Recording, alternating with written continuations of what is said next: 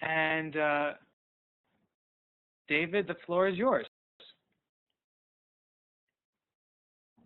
Excellent. Well, welcome everybody. We are glad to see you all here. And as Jonathan's explained, we're hoping to have this as interactive as possible. So please, I mentioned this earlier for those who were here earlier, but please feel free to definitely, send us any questions or anything you want us to expand upon. We're very glad to have Randall here. Randall is kind of Randall leads Sacred Geometry International and has some really extensive experience. He's an architect, builder, and has spent years with these concepts, putting them into practice, both as a meditation as well as their practical aspects. So it's great to have him on. It's kind of the focal point for these 5 sessions. Today we're going to be working through just introducing the ideas, and giving some basic concepts, and then also trying to look at how those basic concepts expand in infinite number of ways. I mean, it's really amazing to see how these very just root core ideas, which are so simple. Randall and I were talking earlier about the idea of a ruler, which we encounter every day, don't really think about, yet has this very deep meditational value in its ability to show us ratios in that. So that's one of the things that we're going to be trying to bring out, is just how natural and everyday these ideas are. They're not, flaky or extreme really at all, but they have such profound implications for how we interact with our environment, and we interact with society, and how we can grow as a culture. So with that, Randall, I give the floor to you. It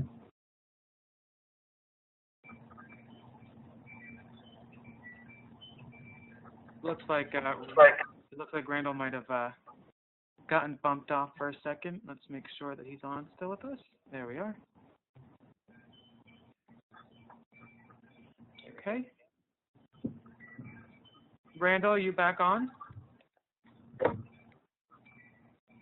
You there, Randall? I can hear you. Can you hear me? Yes, we can. You can hear me? Yes, we can, but if you... Okay. Well, there you go. Perfect. Here we are, yes. All right. The floor is yours. The floor is mine. Okay. Well, I welcome to everybody who's attending this webinar, and hopefully you'll come away with this today with a somewhat deeper insight into this whole process and phenomena of sacred geometry. David, I'm relying on David here to somewhat guide us into where the material we should cover today, because I could just sort of cut loose here, but I think where do you think we should start, Dave? Should we start with talking about just practical things, or should we try to give a philosophical overview? Let's start with the basics, but before that, if you could give a brief, just biographical thing. I mean, just how you got introduced to these concepts, because I think that also works into. Okay, that's a good place to start. Yeah, building the geodesic dome in that, I think, is definitely. Yeah, I came to sacred geometry by way of Buckminster Fuller's concepts, and having been involved in the building of several geodesic domes back in the early 70s, led me into the study of Buckminster Fuller's work. And through Buckminster Fuller, I was led to a number of other researchers, primarily Keith Critchlow, who is sort of the preeminent historian of sacred geometry. Also the work of John Michel in the early to mid 70s. One of the geodesic domes that I was involved in building was sort of an amalgamation of Buckminster Fuller concepts with concepts borrowed from Islamic geometry. And it was featured in a national publication called Shelter that I think was published in 1973.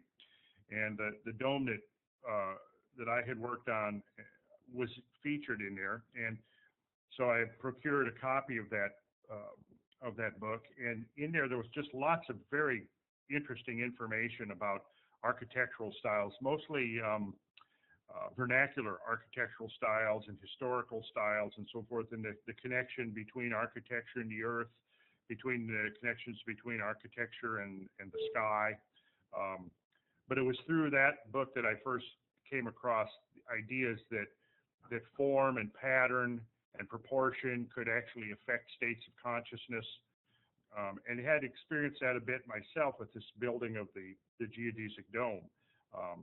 Which you built, that one was, I just wanted to point out, that one was built in Minnesota, correct? For, it was built, yes, in the meditation woods ashram? of northern Minnesota. Right. And I belonged to a spiritual group at the time, and we built it for our teacher, who was from India, to stay in Right. while we had retreats up there on this land we had purchased in northern Minnesota. And so, but through that work shelter, I encountered Islamic geometry, which I found extremely fascinating, and began to study into that. And also, that was the first place that I recall I was introduced to the concept of the golden section. Right. And from there, I began to study the work of various architects that had utilized some of these principles, which had led me to study of Frank Lloyd Wright and Le Corbusier. And Le Corbusier had developed a system he called the modular that he used in the design of his buildings, primarily in Europe, and it was based upon the golden section, which he had derived from the proportions of the human body, because the golden section, or divine proportion as it is called, is based essentially on natural ratios, but it is found embedded quite prolifically in the human anatomy. And so he adapted his architectural system to the utilization of the golden section as derived from human anatomy. And so you can see in many of his architectural works, he would put an effigy of a human figure with an upraised arm, and then showing from that the proportions as developed from there. And anybody who's watching, of course, can quickly and easily identify the golden section, which geometrically, in its simplest form, is expressed as a line asymmetrically divided, so that the small section is to the large section as the large section is to the whole line. Or if we call the small section A, the large section B, we would say that A is to B as B is to A plus B. And that is a fundamental ratio that's found all throughout nature, and it seems to be one of the keys to universal harmony. We find it embedded in phylogeny, in leaf patterns. We find it through many organisms. I think it's most prevalent in the human organism. And if anybody takes and holds their, see if we can do this here, holds your arm out in front of your face like this, your cubit is going to be the length from your fingertip to your elbow. That's the standard derivation of the cubit as you read about it. And there were many cubits in history, but typically standardized at some point. The Egyptians had a royal cubit that was standardized at about 20.62 inches. The Hebrews had a standard cubit that was 18 inches. Which is, in that sense, the sense of the royal cubit too, that was based on the length of the pharaoh's arm, or Yes. some sort of conceptualization of that, which is another interesting factor in this, where in the golden section, it allows a line to become a circle and a spiral, and it also allows in the sense where you work it into the sociology of the sense of a royal cubit, you now have a sense of the pharaoh being the measure of humanity and humanity's connection to, like higher sense. The standard of measure, yes. Right. And that was a critical concept throughout all kinds of spiritual traditions, this idea of a standard measure. Right. Come back to let me complete this point so that people at home can get this sense that your cubit is divided at the wrist. And if you feel, anybody who's listening to this, if you feel around on your wrist, you'll find that there's a space right on your wrist. It's called the space of desktop. And that space divides your cubit asymmetrically, so that the small section is from your fingertip to that space, The large section is from the space of desktop to your elbow, and that is the golden section, or very close to it. Everybody's going to be a little bit different. Some will hit right on. Others will be a little above the ratio. Others will be a little below the ratio. The exact ratio turns out to be about 1.618. That's rounded off because the golden section is actually an irrational number, as is the number pi. That means it never repeats, never terminates. But for practical purposes, you can usually round it off to about 1.618, or even 1.6 is pretty close. So everybody has that cubit right there. It divides that space of desktop, divides your cubit into two lengths, and each length defines that ratio. So that the length of your hand then to your forearm is to your forearm as your forearm is to the whole cubit. Does that make sense? Yeah. Now, if you also look further on your, let's see if we can do this. Hold up your hand like this and go take your longest finger and notice the spacing on your finger. You'll notice your first digit to your first joint, and I don't want to do it in such a way that I make it obscene. I save that for classes when I kind of have when I know who's in attendance, who's watching. But we look at the first digit and then look at the distance from the first knuckle to the second knuckle. That also defines the golden section ratio. Then from the second joint up to your knuckle, rather, there you'll see an increasing progression. Each of those is growing by it's expanding by that golden section Right. multiple. And so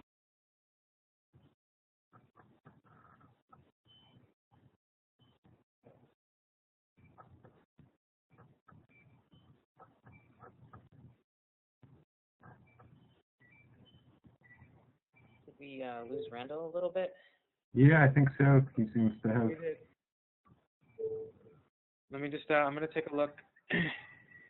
Okay. Yep, he did. Okay. Is he back? Yes, he's back.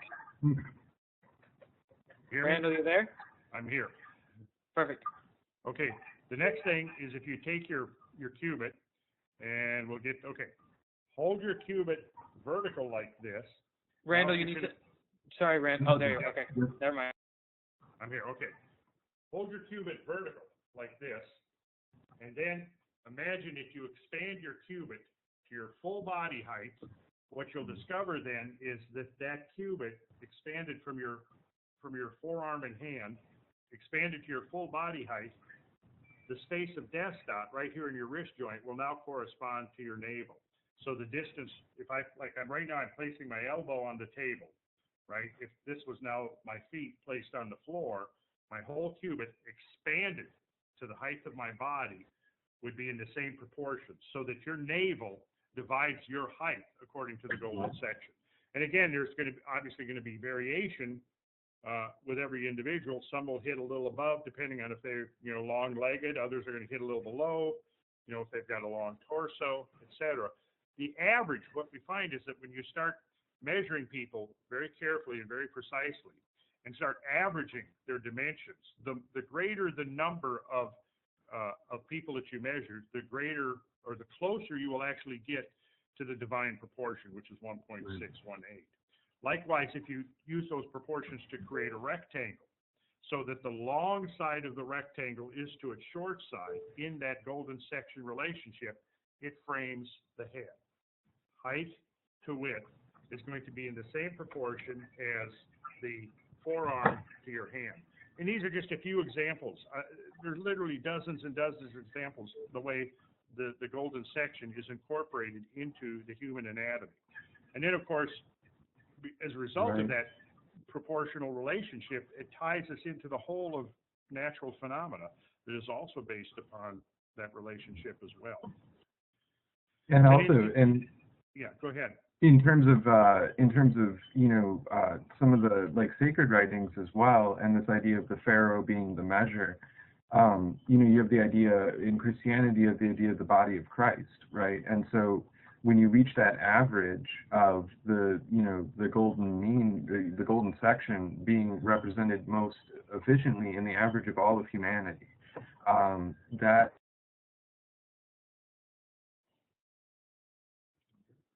kind of ties into these philosophical ideas and these spiritual ideas as well. You know, where the divine man or whatever, you know, the concept of Adam and that sort of thing within Judeo-Christianity and Islam, you have that idea of, you know, the perfect example of humanity, and that plays out in the math. You know, that plays out in the ratios. When you take the average of every single person, that mathematically works out to these ratios, which then relate to celestial components, natural, you know, ratios in that. I think that's really interesting, and that you know, it works into the concepts of meditational concepts when you're thinking of yoga and the different you know, points on the body and that sort of thing, and working with the body as a, you know, a tool for meditation. These kind of ratios provide you with a sort of mental scaffolding to work with. You know, and some people were talking about how to apply these ideas to art. Well, when you start thinking of the ways that these concepts interact with each other, you know, that's where really the artist can have a large play in visually and, you know, musically and everything, representing these ratios in their work and bringing that out and tying these things together, you know, tying the informational aspect with the actual physical aspect of the mathematics. Yeah, and there are many ways you can apply this to art. It can be used as a compositional tool primarily. Right. That's how it's used in architecture, and that's how it was used by Renaissance masters. I don't know how much we'll be able to get into some of this today. One of the derivatives of the study of sacred geometry is referred to as dynamic symmetry, which is essentially the idea of taking an existing pattern, dividing it up in such a way that the subdivisions all reflect the proportions of the whole. And this is considered to be the key to harmony. So that there's this relationship between the whole of a composition and the parts of a composition. Just in the same way we were just using the human body as an example. I might mention that when you know, when a human is born, we do not conform to the golden section. Now, actually, if we use the golden section to draw a spiral, it's interesting that a human embryo follows the curve of that golden section spiral in its growth. However, when we are born, we don't manifest the proportions of the golden section. If you measure a newborn infant, you'll discover that its navel divides its body length in half. And if you think about this, if, you know, obviously an infant or a young child, their proportions are much different than a grown adult. If we saw an adult walking around with the proportions of a 6-month-old or a 1-year-old, we would think they look rather odd. Now, what happens though is during the course of your growth, you grow into the golden section, basically.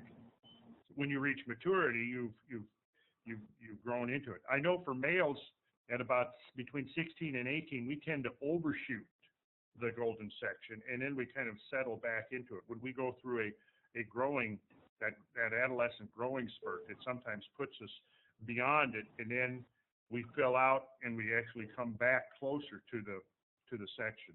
And there's a slight statistical variation between the measurements of men and women. Women tend to be a little under, men tend to be a little older. There's also statistical variations depending on where your place of origin determined by latitude on the surface of the Earth. So there are many kinds of these variations. There are some slight variations that have been developed or discovered through according to race. The point, though, is that when you start averaging everybody all together, you eventually will converge upon that golden section ratio as a limit. In the same way, it's sort of analogous. Some of the listeners may know what the Fibonacci series or Fibonacci sequence is, which is where you start with a series of numbers, and each number is the sum of the two preceding values in the series. So the number series would go 1, 1, 2, 2 being the sum of the two preceding numbers, 1 and 1. The next value would be 3, the sum of 1 and 2. The next value would be 5, the sum of 3 and 2. The next value would be 8, and it goes from there. 8, 13, 21, 34, 55, 89, 144, and on. Well, what happens is if you take the ratios of each two successive pairs of numbers, for example, 55 over 34, 89 over 55. What you discover is that the ratio converges upon the ideal golden section as a limit. And the higher your numbers, the closer it is actually going to get to the idealized golden section, which in a typical standard calculator, like I typically use this one in class, it's the TI-30XA. And you can basically, if you use one of those calculators, like I'll put in 89 divide by 55. I don't know if we can see this actually on the screen or not. Yep, that's showing up. It shows up, right? 1.6181818 repeating. Now I'm going to go 144 divide by 89, and you will see it says 1.6179. So we're slightly under the idealized version, which is actually, if we wanted to get that, we go 5 square root it plus 1 divide by 2. And as far as my calculator will go, that's it correct to about 8 or 9 decimal places right there, 1.618033989. And of course, that number keeps going.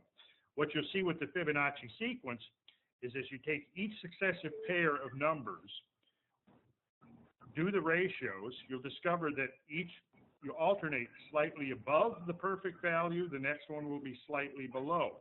The next one will be slightly above, the next one slightly below. And as you take each successive pairs, as the value of the numbers grow, you converge so that the deviation from the idealized value, first it's above, then it's below, then it's above but closer, then it's below again but closer, and each successive time it'll eventually at infinity it will converge with the idealized line, which is the golden section. So in the same way as the numbers of the Fibonacci sequence increase, as you take the numbers of statistical elements in your calculation for humans, you discover that the greater the number, the more accurately it's going to converge upon the golden section as a limit. Which is again interesting. I mean, it keeps falling into this developmental idea, where the idea that we're born, I guess for a quick word, imperfect, right? And then we move into this mean, and then if you look at concepts of initiation in that, that's exactly what they're working with on a moral level, on a experiencing life in a deeper way and developing that idea. And it's fascinating how in the past cultures have, you'd have to say understand it, because they applied it so integrally to their, every aspect of the day in, day out life, that we don't have that concept now. And it's amazing. I mean, this developmental idea that we're physically developing into these natural harmonies. There are ways to correspond our moral, intellectual development with that. And it's fascinating to see how our cultures drop that and the results of it. Yes, it's tragic in a way. But if you look at history, what you'll see is that the utilization of these concepts has ebbed and flowed. It's apparently the natural part of the cyclical process. Cultures have utilized these principles with the understanding that that the environment that we inhabit influences our psychological and emotional states. Right. We've forgotten that. I think coming down even to the 19th century, there were still remnants of that idea. Right. That was still a very prevalent idea during the Middle Ages. Certainly when we see the Gothic masterpieces being constructed, the idea there was that there was this representation of the linking of forces of heaven and earth. Right. That would serve to, on some conscious or some subliminal level, remind people that it is through this confluence of cosmic forces and terrestrial forces that we have our existence. And that life on Earth is sort of this marriage of these forces, celestial forces and terrestrial forces, and that both aspects play the part in bringing about life and then bringing about sentient life and ultimately leading to higher self-cognizant life that can now basically look out into the universe and ask why. Right. Which is what we're here doing. Now, all these cultures that we look at, whether it was the Greeks or the Egyptians or the Sumerians, the Chinese, the Vedic cultures, we find this concept that the exterior world could be modified in such a way to serve as a constant mnemonic or reminder that there is this greater cosmic matrix behind everything that we see. And yes, we've lost that. We have somewhere during the 20th century, the severance became almost complete. Right. What's interesting is that when this awareness sort of reaches the nadir of its progression, at that point, it begins to reemerge again into human thinking. And all through the 20th century, we see these early artists and architects like artists like Jay Hambage and architects like Claude Bragdon, keeping these ideas alive, right? A lot of their work has just been republished within the last decade or 2 decades, and has helped to spur this revival of this information that we're in the midst of right now. The work I mentioned, Keith Critchlow earlier, he has been instrumental.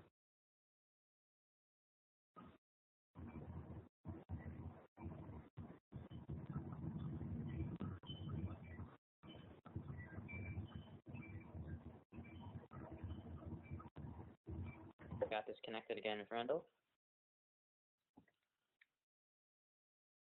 I got it. He's back on.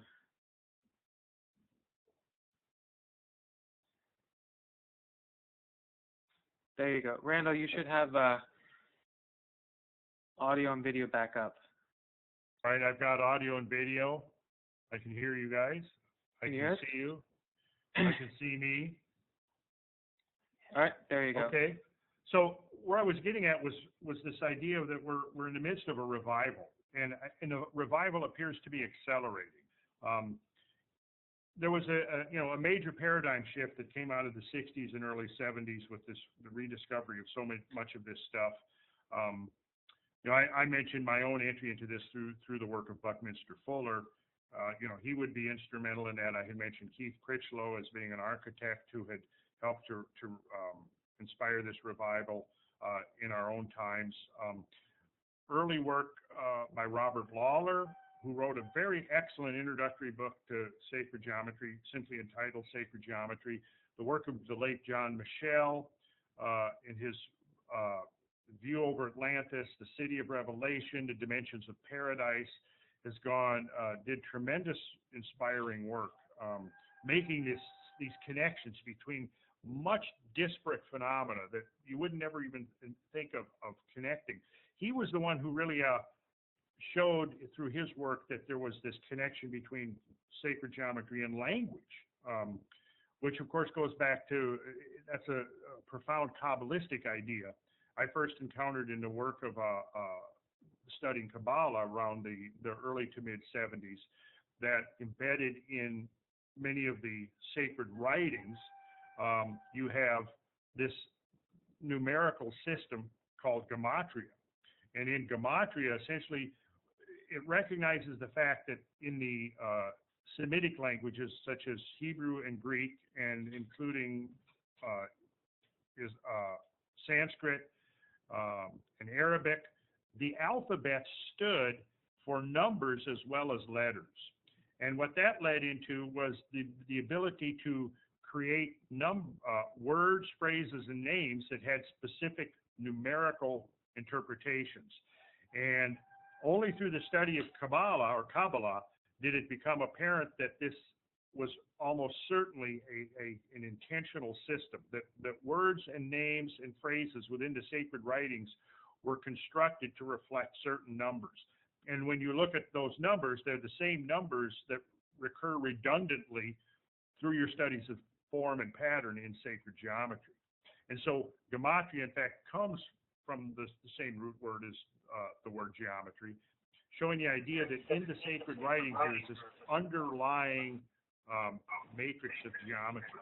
And that's one of the without that, in fact, I would argue that at least in our Western religions, the sacred writings maybe wouldn't even be defined as such. But the Old Testament, the New Testament, as two salient examples within our Western culture, both have this underlying layer or dimension of geometry that is accessible through translating the words and phrases and names according to the numerical values of the individual letters.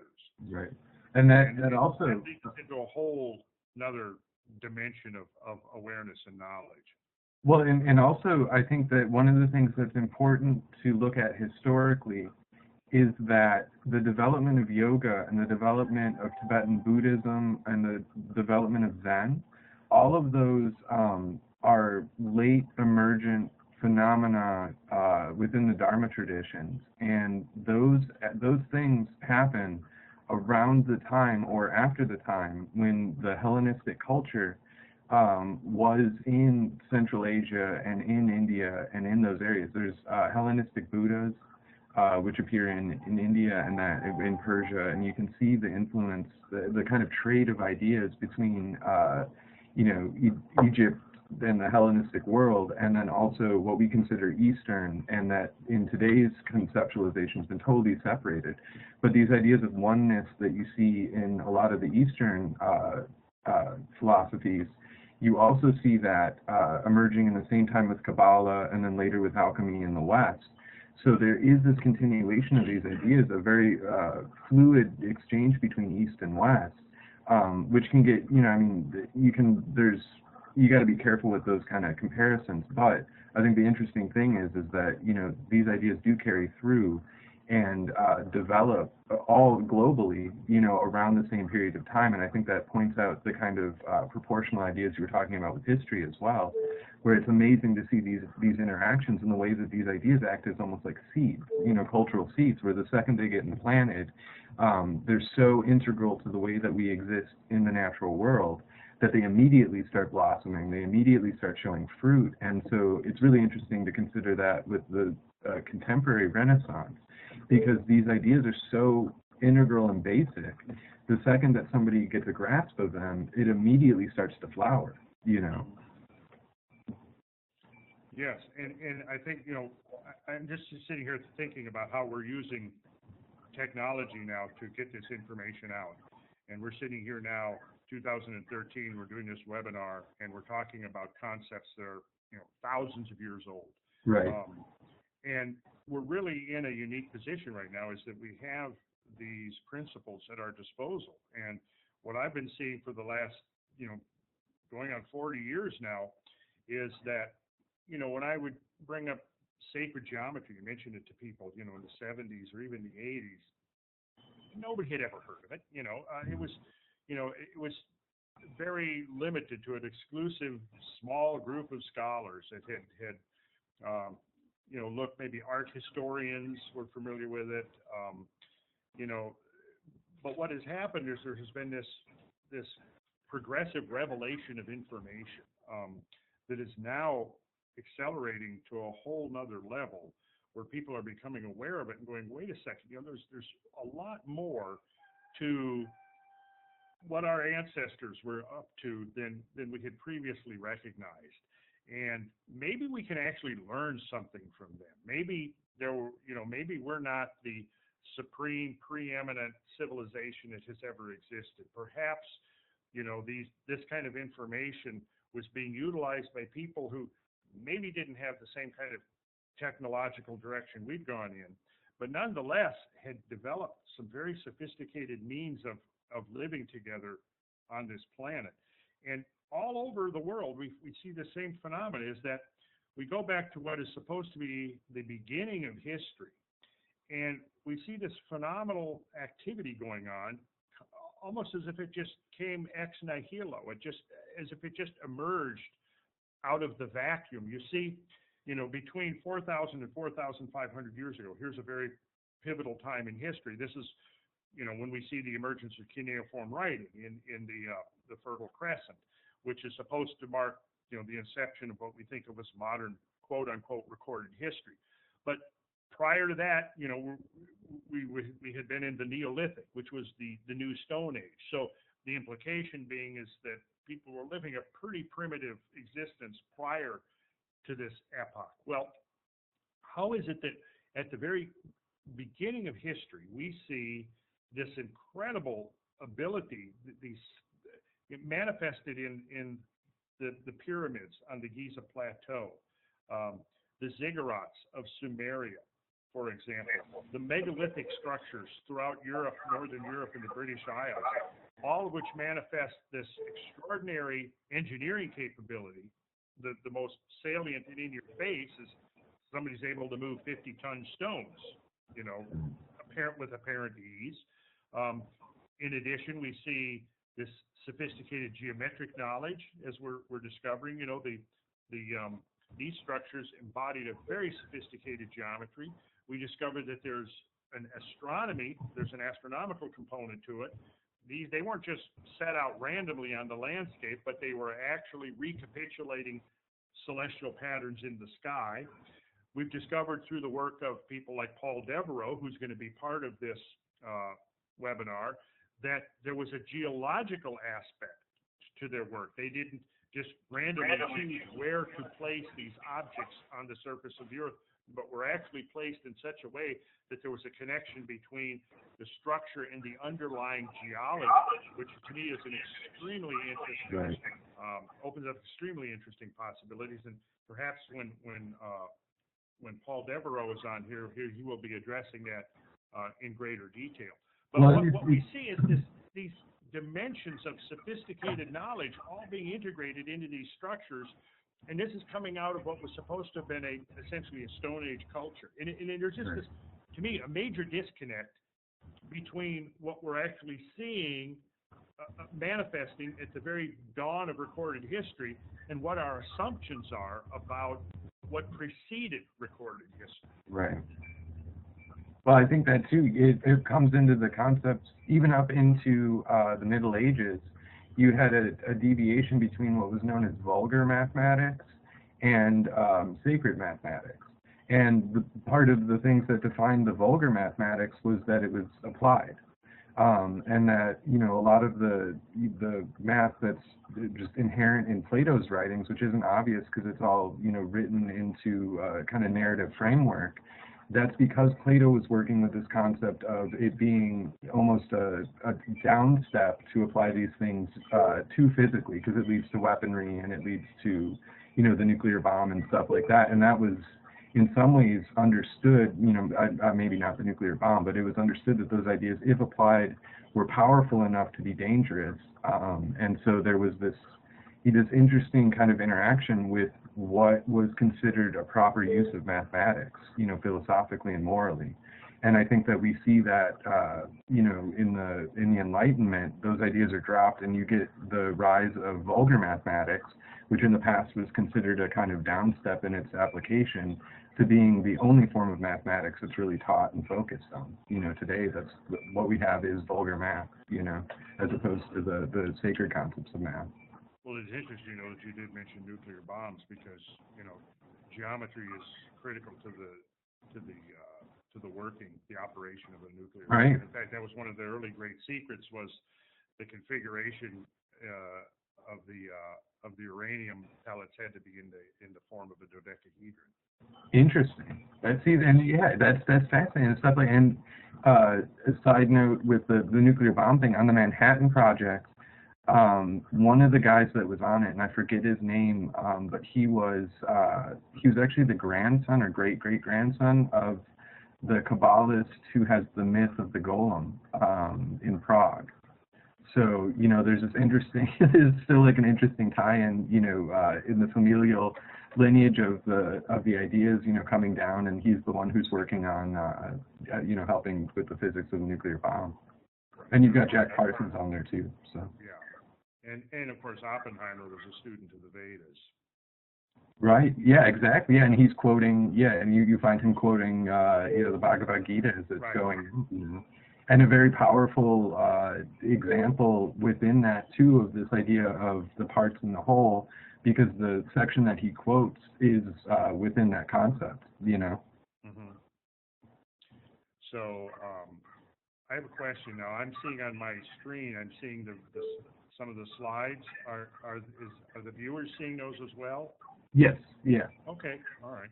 They are. Because there was some, I could have commented as a few of them went by, but I saw some 5D spirals up there with a hurricane and some weather, a galaxy. Because I had mentioned earlier about the human embryo growing in the form of that same spiral that we find embedded. Yeah, there it is right there. Yeah, there. Mm-hmm. Yeah, very interesting. Now you'll notice that on this is one of the important concepts in sacred geometry has got a modern term now called scale invariance, which basically is the idea that regardless of the scale, you find the same proportionality constants. And here, this slide is a beautiful example of that, showing that there's this scale invariance here between a weather system and a galactic system. And in all geological work, you find this idea of scale invariance. You know, I do a lot of geological research. When I travel, I'm usually traveling with a focus on geological or archaeological or paleontological research. I do a lot of photographs of outcrops, hydrological.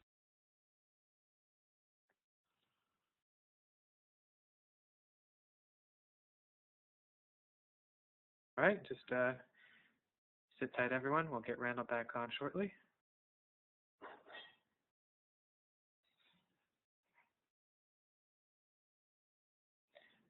Randall, you there?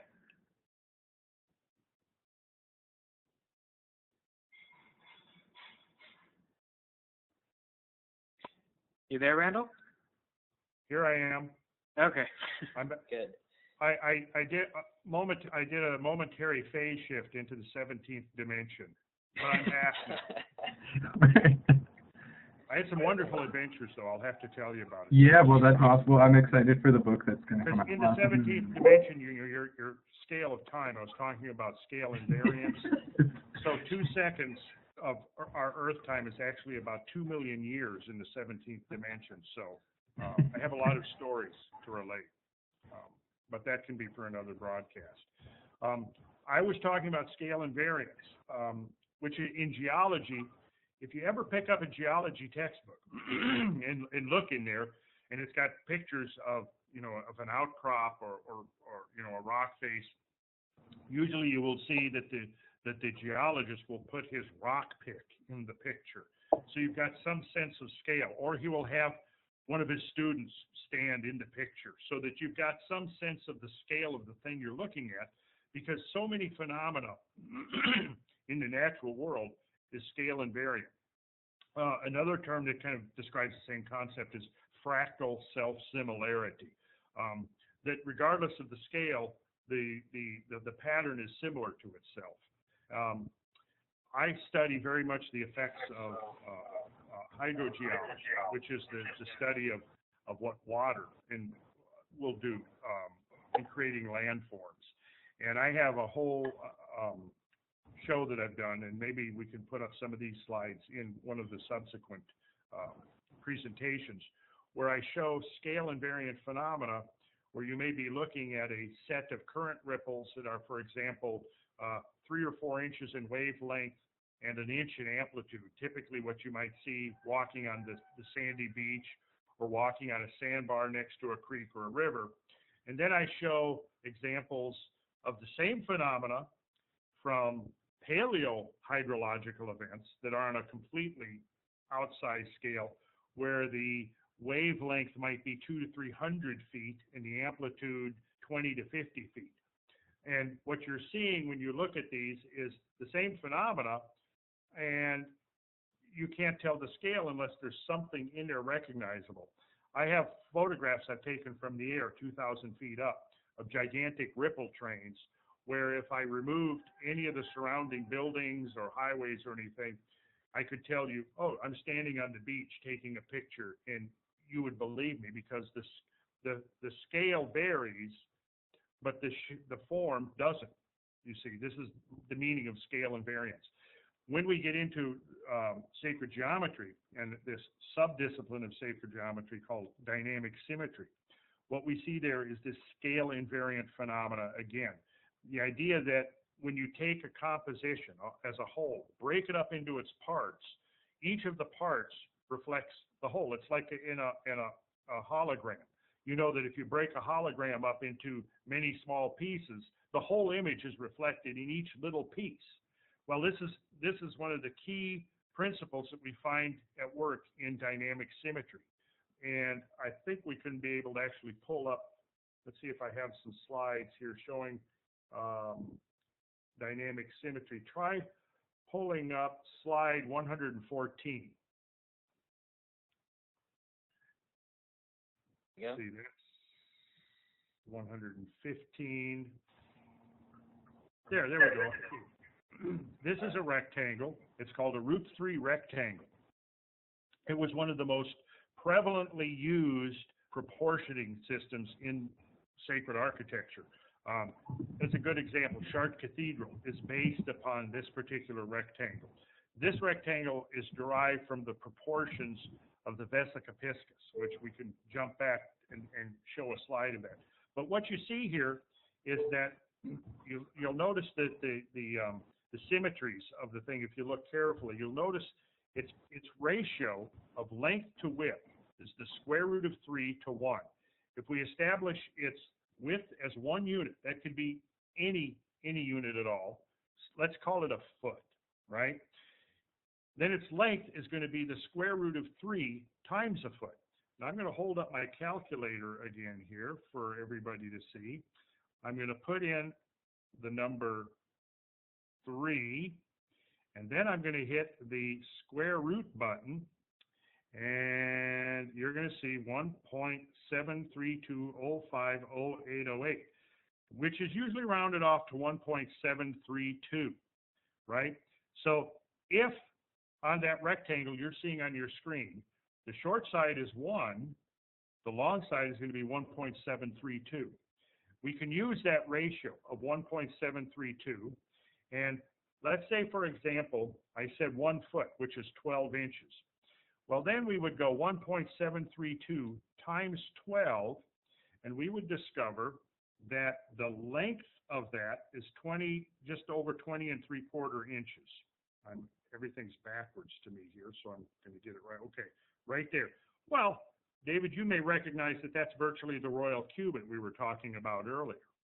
So you have this relationship now between our modern foot and the royal cubit expressed in that rectangle right there. Now, you'll notice how the rectangle has been divided 3 ways. It's been divided horizontally 3 ways. It's been divided vertically 3 ways. And we have produced, if you'll see that the whole rectangle is composed of 9 smaller rectangles, counting 3 across and 3 down. Each of those smaller rectangles is also a root 3 rectangle, so that the proportion of the long side to the short side is the square root of 3. We could keep subdividing this in an infinite number of ways, and all of these subdivisions, as long as we followed the rule, each of these subdivisions would be the square root of 3. You see how you've entered in the diagonals? Look carefully from the lower left corner on your screen up to the upper right corner. That would be a diagonal. Then go up to the upper left corner, and there's a diagonal that comes down, and it's perpendicular to that first diagonal. And when you draw that perpendicular in there, it'll hit the opposite side at exactly the point that divides this rectangle into thirds. It's a system that was actually utilized in a purely geometric sense by the ancient builders, who had the ability of laying this thing out on the ground. And I'm gonna, let's see, get you to call up. Let's see, if you could just click through a few of the slides from there. There we go. Self-similarity in the root 3 rectangle. There I've used color to try to define the different ways. Now notice that you've got a lavender, a light blue, and a kind of a yellow. Each of those in turn is a root 3 rectangle, right? So we have the main composition frame, which is a root 3 rectangle. And then we've got 3 vertical rectangles, which are all root 3 rectangles. And then we've got 9 smaller ones. You'll notice how the main rectangle is divided into 3, giving us the 3 colored rectangles. Then each of those is in turn divided into 3. And the proportionality constant holds throughout. We could also enlarge this and maintain our constant of proportionality. We could divide each of those smaller rectangles into 3 to an infinite number of subdivisions, and they would all be manifesting this root 3 relationship that we find there. Yeah, so if you go through the next slide, you'll see introducing some of the symmetries into this pattern. Which also, that, you know, that's the now you'll notice something, that there's a hexagon in there. That a hexagon totally and perfectly frames a root 3 rectangle. So, let's see here. And all of this is derived from, let's go back to slide number 60.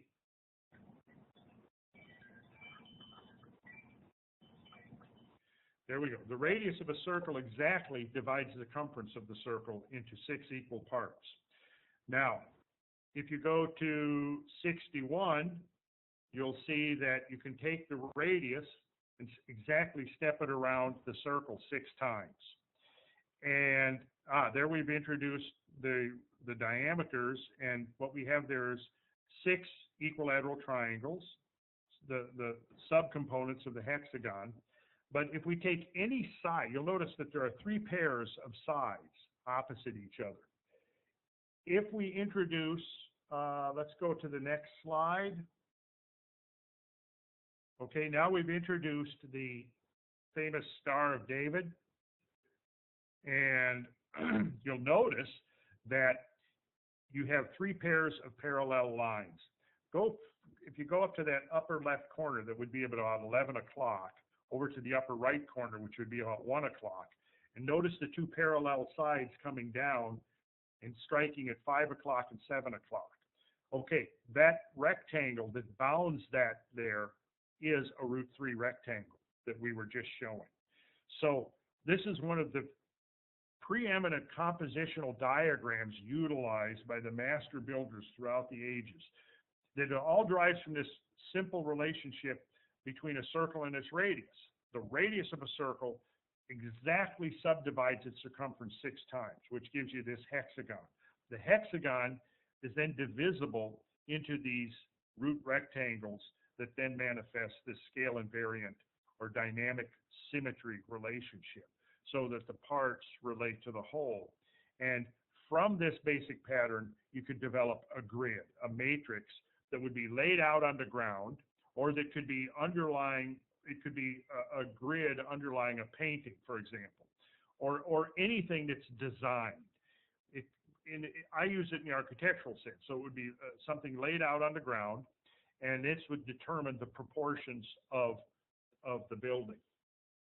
If we go back to slide number 52, we will see the creation of the vesica piscis, which, yes, okay, there's the vesica, which is the fish's bladder, it translates from the Latin. And the fish is the overlap of the 2 circles.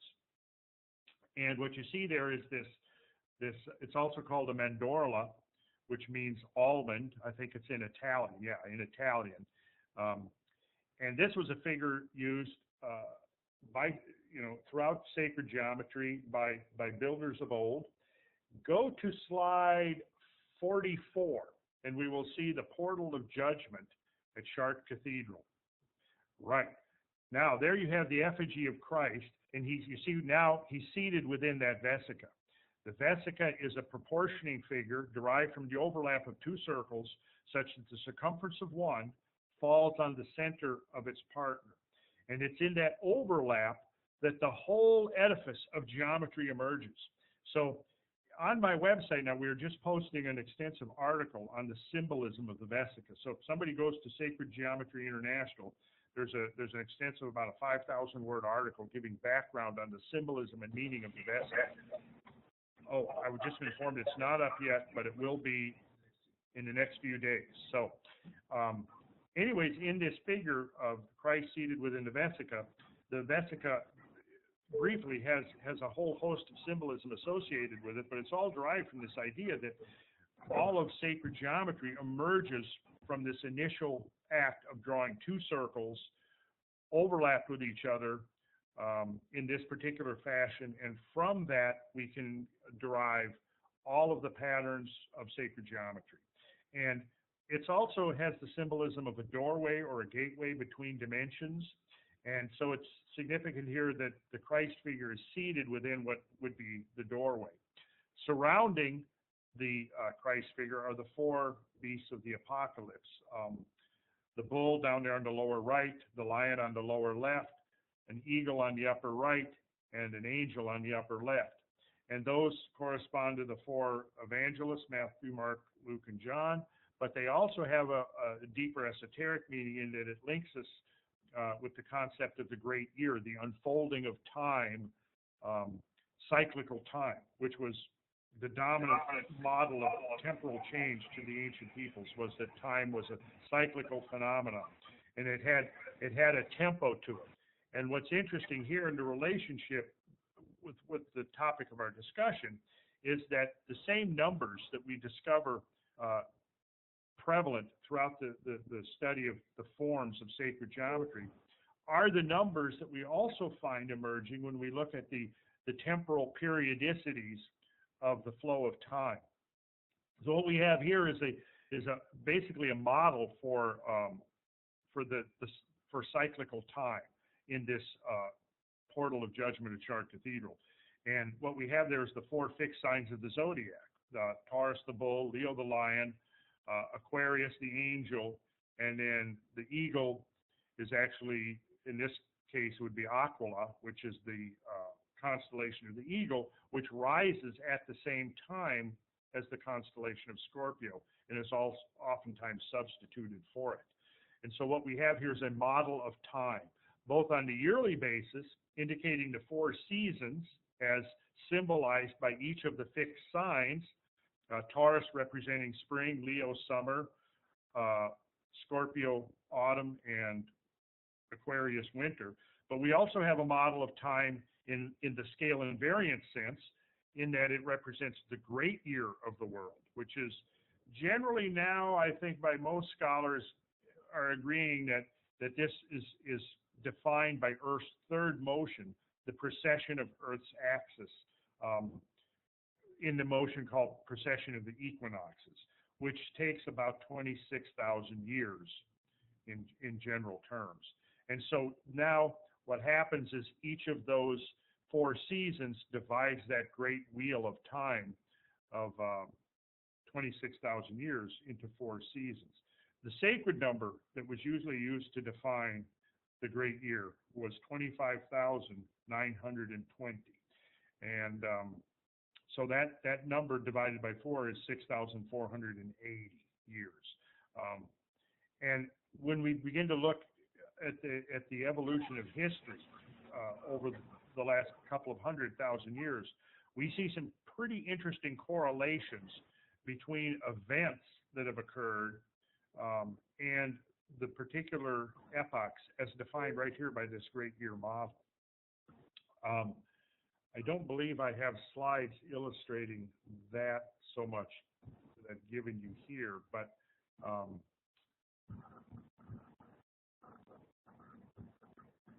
going to cut in really quickly. We're getting to the hour mark with the conversation, and I didn't know if you wanted to start the Q&A soon.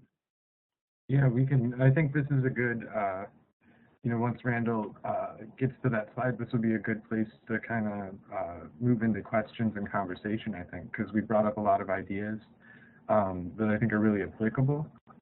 So it'd be great to hear, what everybody's thinking at this point and kind of get into that. One of the things I wanted to say about this particular image, which I typed into the chat thing, and if you're in the chat or if you're not looking at that, I've included some links in the chat to some of the stuff we're talking about, different resources for that. But with this image particularly, I think it's really interesting how much information is packed into just this very simple, symbol set, and how much not only mathematical information, but also how much cultural information, historical information, scientific information.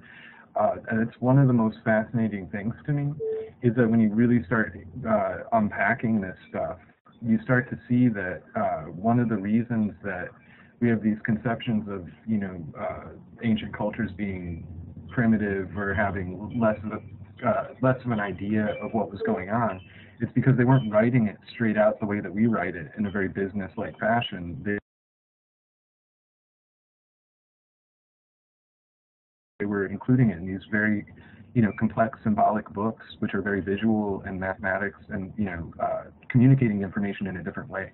So one of the things that sacred geometry helps with is being able to start to decode, these, I think Falconelli talks about it as books in stone, but actually be able to read that, not only in this, but also the alchemical idea of the book M, or the book, Mundi, or Mutus, so the silent book, which is nature.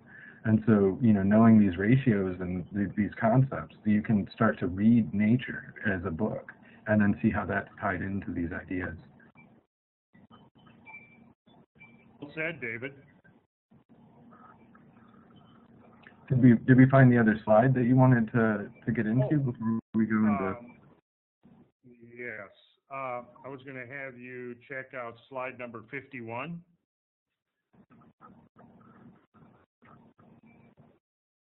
Let's see. That's 52.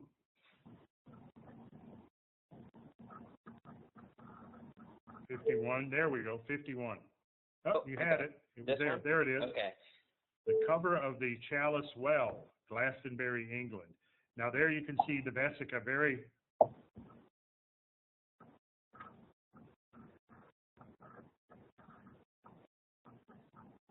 Well, Randall stalled. I guess I'll jump in here with this. There's another thing I had pointed out in the chat thing is that, a lot of the conversation today, I was even there were some comments on the use of sacred and, this sort of conflict we have between religion and science going right now in public discourse. And one of the things that I think gets lost in that is that religious institutions, regardless of their outward expression, have always been carriers of this information.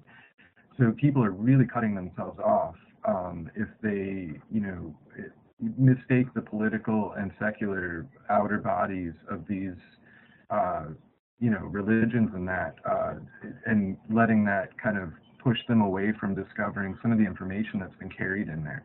I think it's a shame that the conversation is so heated right now that we have this, strange inability to divorce our political opinions about a religious secular organization to actually read the historical and valuable information there.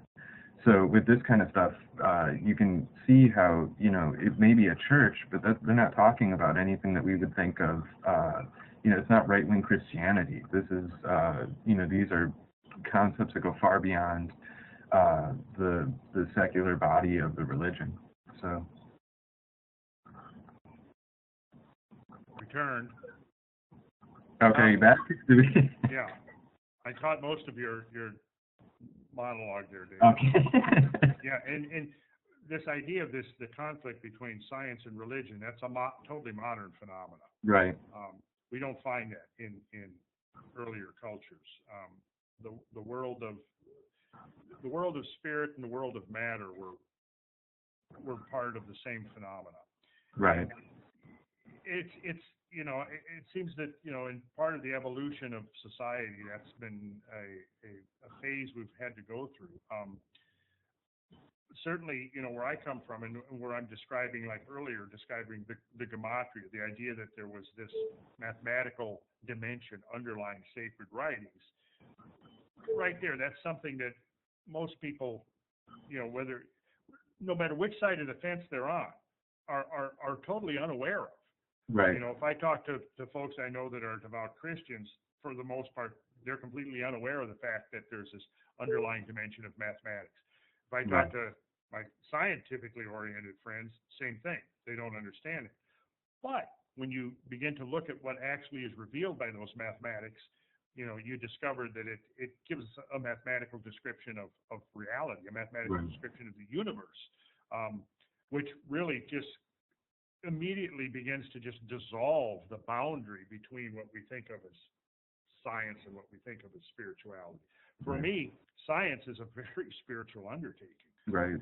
The more I learn about the world and how it works and all of its beautiful harmony and complexity, the more I'm taken aback by the fact that there is this spiritual component to it. And I often wonder how anybody who is a devout, a student of science cannot eventually come around to the idea that there is some kind of inherent intelligence behind all of this. It boggles my mind that you could explain all of this phenomena as being the result of some kind of a cosmic accident. Well, and it's interesting too because you get figures like Planck and a lot of the higher level physicists.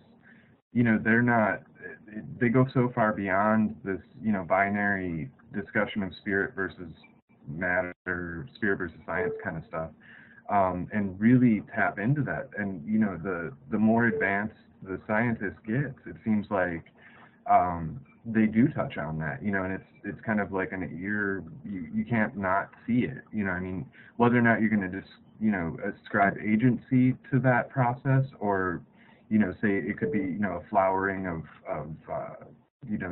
just these ratios and everything coming into existence. There's obviously a bigger pattern there, and there's obviously something bigger there that's being expressed in this stuff, which, like I said, I mean, when you look at the writings of, Planck and Bohm and that, I mean, they're very explicit in what they feel their physics is showing them, which ties into these ancient, concepts. Yeah. So I think in a lot of ways we are seeing this whole thing come full circle. Which is exciting. I think that this is a part of it too, I mean, Evolver Learning Labs and that, bringing this stuff forward. I mean, it's so great to be able to do this and to have this global reach. I'm in Chicago now. I'll be in Georgia back soon, so we could meet up face to face and stuff like that. But we're able to have this kind of conversation, and then all the people joining us from, who knows where. So. A nice little transition. We have quite a few questions, and I do want to get the Q&A started because we're going pretty far over at the moment. Is that all right with you guys? Yeah. I'm happy with whatever. All right. Go with the Q&A. Good. J. Paul, are you there? Yes, I'm here. Perfect. If you wanted to activate your webcam, it's the icon that's to the left of your audio button. Left of the audio button. It's where all the other green cameras are lined up? Yes. It's not going on, but as long as I have audio is okay. Great start. I really, really appreciate this whole conference. It's going to be really good and looking forward to it. The question I had, and I really liked the introduction in terms of the way you were relating it to the body and how the body is a manifestation of the sacred geometry. What I'm wondering, though, is what is it that is behind this? What are the archetypal roots of sacred geometry? Is it a discovery or an invention that is going on here? And you may touch, what are the roots of, the golden ratio? How deep does that go in nature? I would be inclined towards the idea that it's a discovery of something pre-existing. I mean, we developed the conceptual tools, the mathematical tools to perceive it, but it was there all along. The fact that the human body manifests these proportions that we can find, governing the unfolding spirals of a hurricane or of a galaxy, or the way the leaves are dispositioned on a branch. These things, they're there throughout nature. I definitely think it's a discovery.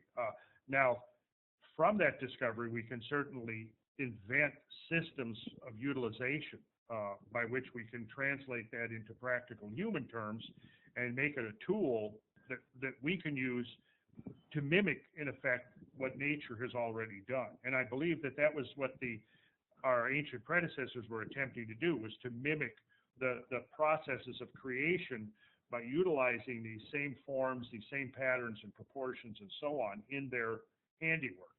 And so, you know, one of the criteria for me for sacred architecture anyway is the presence of these, you know, this fundamental geometric language based upon these relationships. As I showed, you know, the two examples I showed were the golden section and the root 3 rectangle, which in their own unique way are related.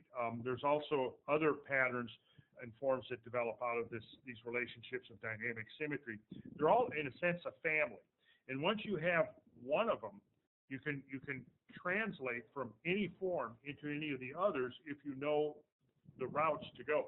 And this was one of the things that was taught as part of the, you know, the esoteric doctrines of many of the lodges of old, the Pythagorean lodges, the Masonic lodges of the Middle Ages, and so on, were these techniques of how you would start out with a line, how you go from the line, one straight line, to a set of perpendicular lines, how you could go to a circle, from the circle to the hexagon. From the hexagon, you could then derive a root 3 rectangle.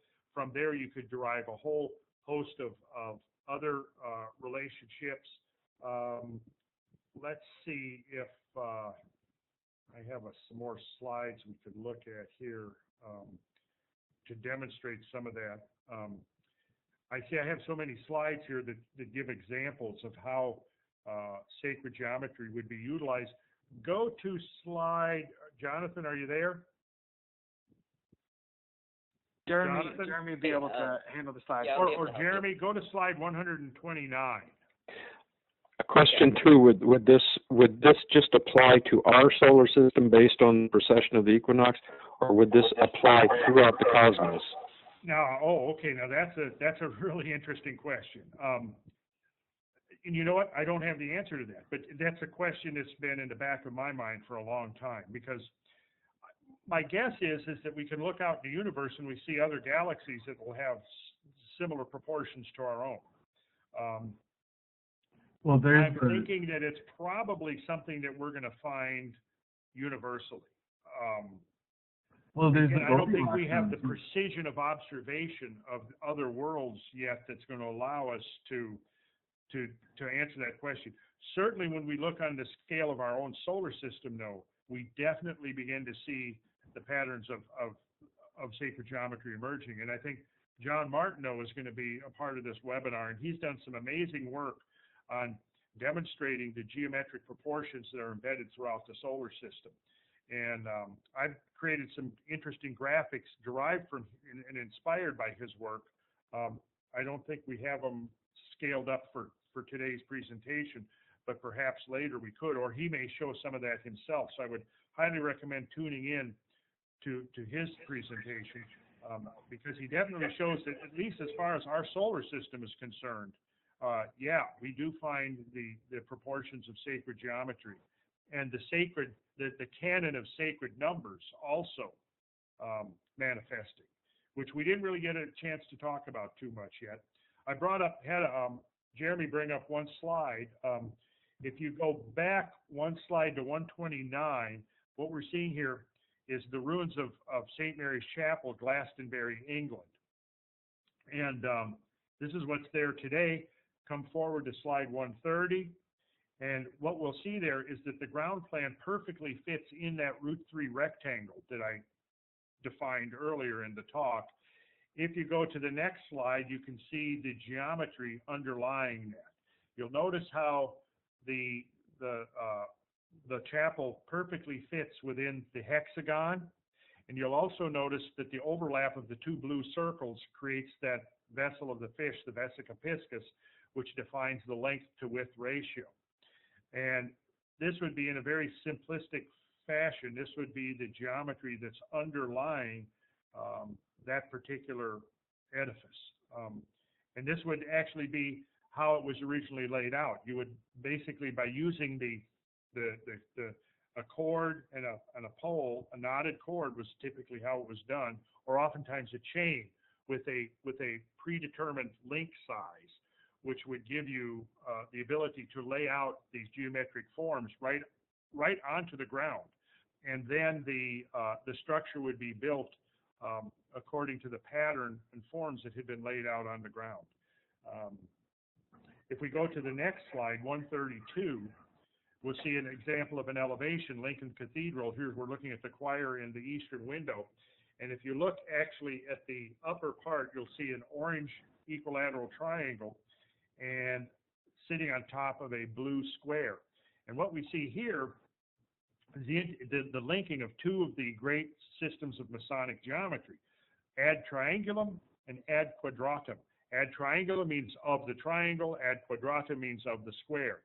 Here we see them integrated. And if you look at the top half, defined by the orange equilateral triangle, you see that the top half is half of a vesica. And then that half of a vesica defines the stonework. You can see that the whole arch, the vault itself, is based upon that √3 relationship that emerges from the vesica. So you would actually could lay out the pattern on the ground, and from that, essentially by rotating it 90 degrees, you now have it in the vertical plane, and it provides the elevations of the structure.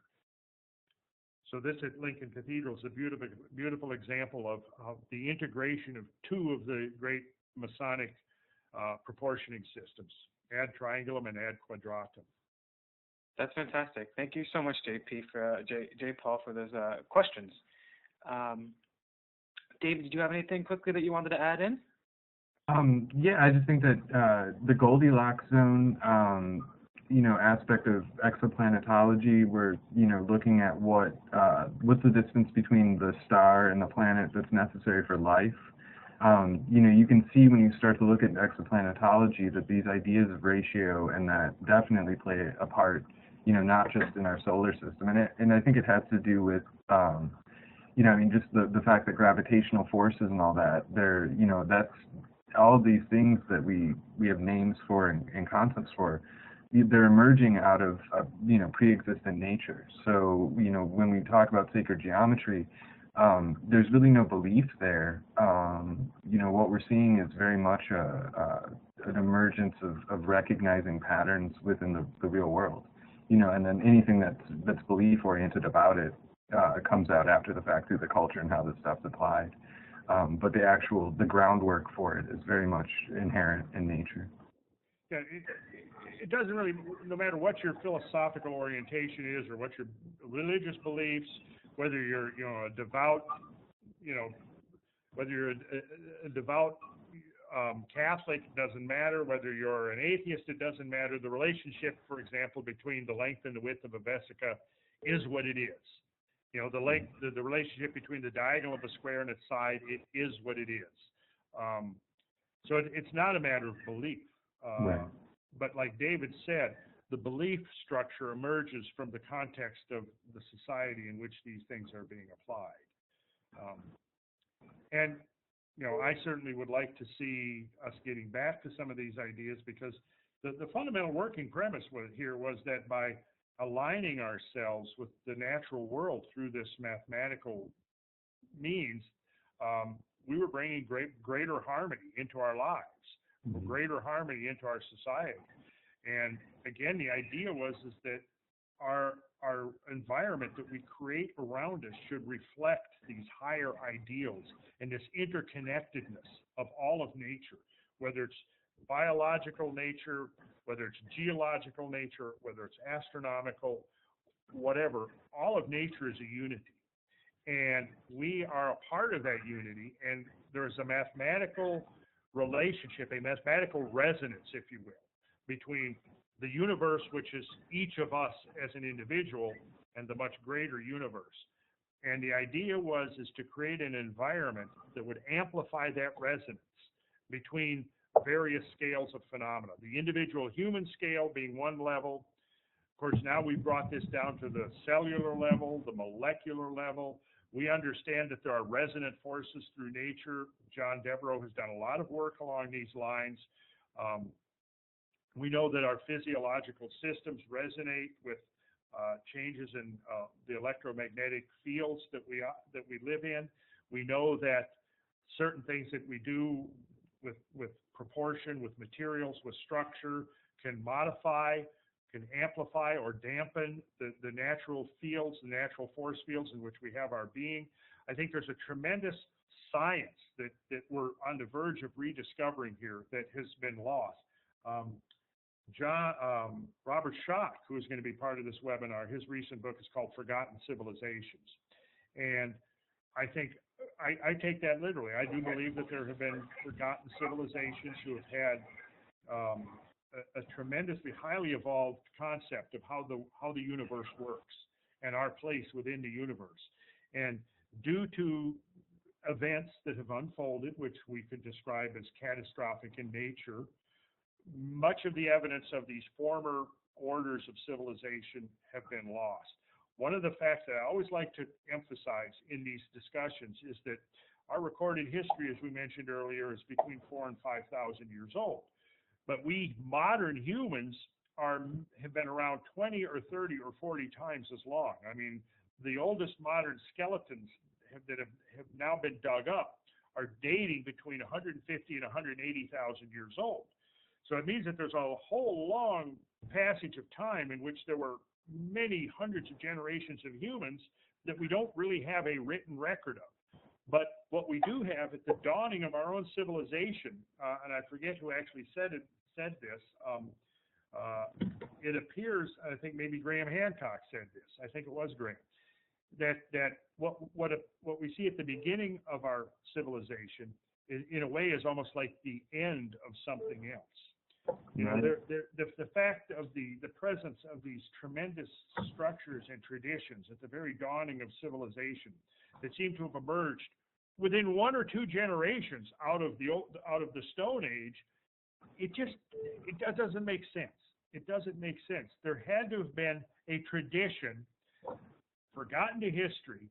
It's, to me, the only rational explanation, that there was a tradition that preceded recorded history, that has been lost to history. We see its influence and we see its involvement at the very dawning of civilization.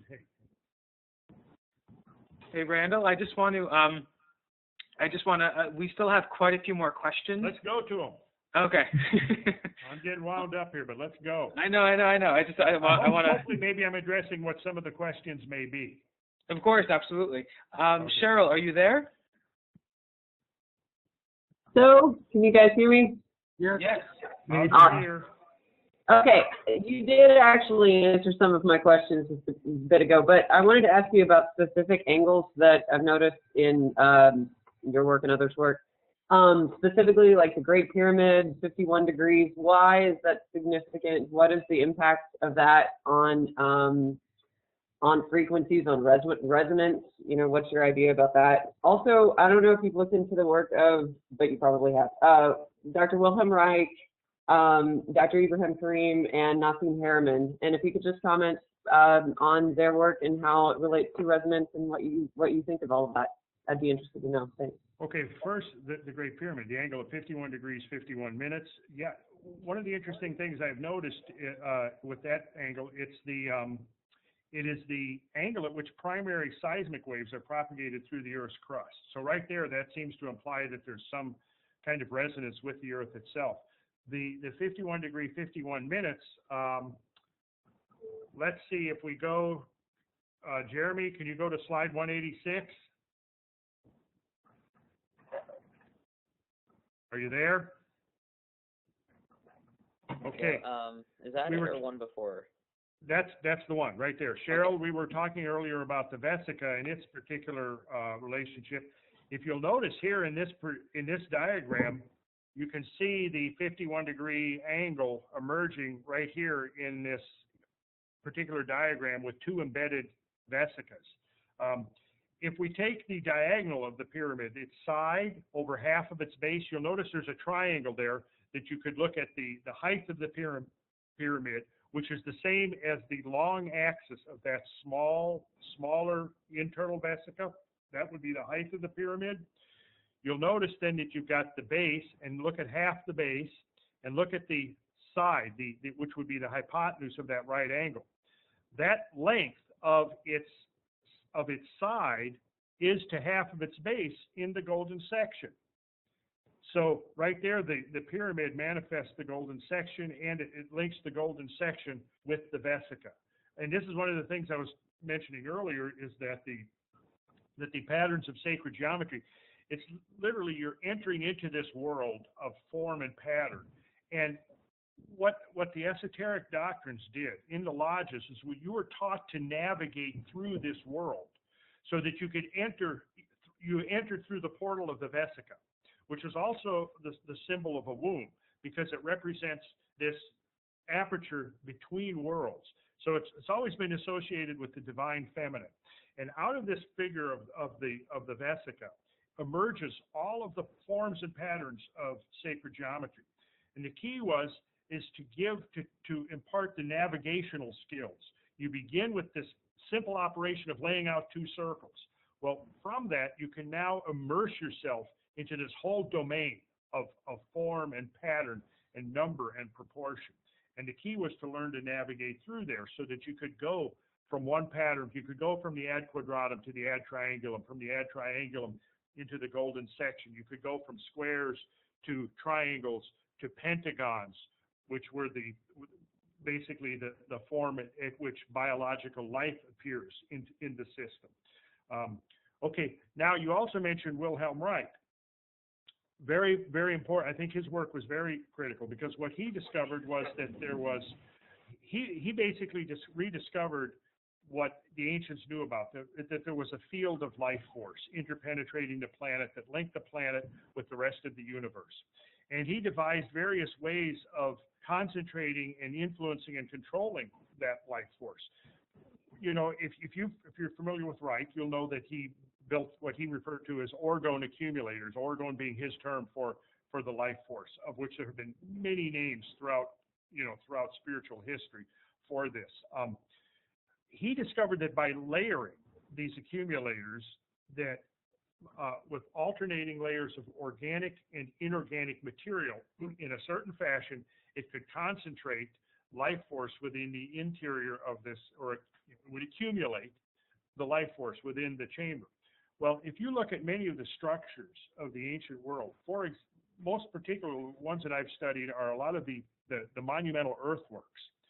Both of Europe, like Silbury Hill is a good example, but throughout North America, we have extant dozens and dozens of examples of monumental earthworks built by the pre-Columbian inhabitants of North America. They all display a very similar type of structural system, in that they are layers of typically primarily organic soils and materials alternating with layers of clay that are high in mineral composition. And in many ways, you look at the layered composition of these earthwork structures is identical to one of Reich's orgone accumulators. Additionally, Reich also found that there seemed to be a strong affinity between the life energy, the orgone energy, and the movement of water, particularly water in streams and subterranean water courses and so on. Well, one of the things that we find prevalent, one of the criteria, in fact, I would suggest for the building of sacred structures is this association between the structure itself and the natural forces, in this case, particularly the presence of water. So, for example, these monuments, the earthwork monuments that I was talking about, are always situated adjacent to, or even rivers, streams, or even on top of springs. Chartres Cathedral, which I mentioned earlier, is built over a spring. Stonehenge at one time had a spring right near the altar stone that I understand early in the 20th century got plugged up with concrete because so many people kept throwing trash in it. But one of the consistent things that you find throughout these sacred structures is the association of the structure itself with the presence of water, oftentimes underground water, oftentimes a spring. The work of Guy Underwood, if you're familiar with that, if you're not, you might want to check into that. Guy Underwood, he wrote a book called Pattern of the Past. Guy Underwood was a sensitive, a dowser, who had the ability to detect slight fluctuations in the electromagnetic field that were set up by the motion of underground water.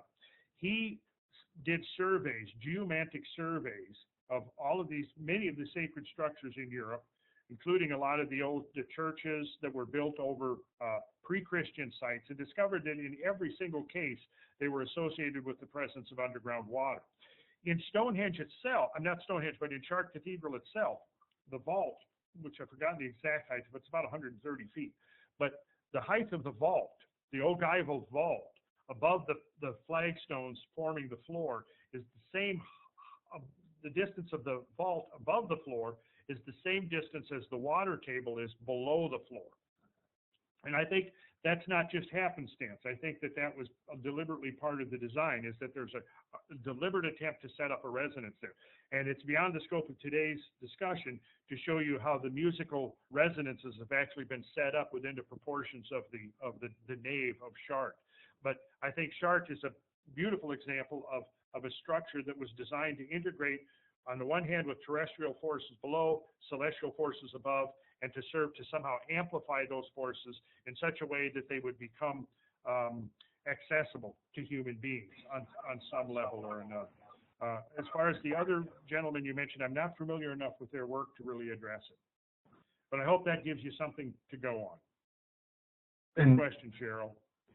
And real quick, I wanted to mention, which I sent a message to Cheryl as well, David Heim-Smith, who is a Kabbalist who's active right now, and he's pretty integral in his ideas. His work deals a lot with the concept of Gnostic fields.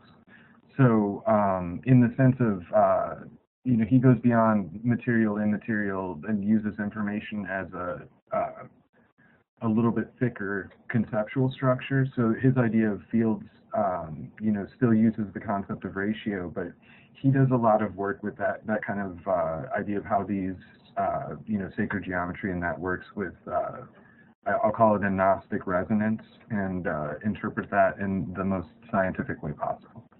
So bad word for a complicated concept, but David Heim-Smith, and he's got a couple books out which deal with that, which are quite interesting, and he's a graphic artist as well, so you can see those concepts play out in his diagrammic work. So. Great, thank you so much, and thank you, Cheryl, for that question. Our next question comes from John. John, are you there? John, you there? Yep. Hey, John. Hi, can everyone hear me? Yep. Do you have a webcam? I do. Let me just exit full screen mode.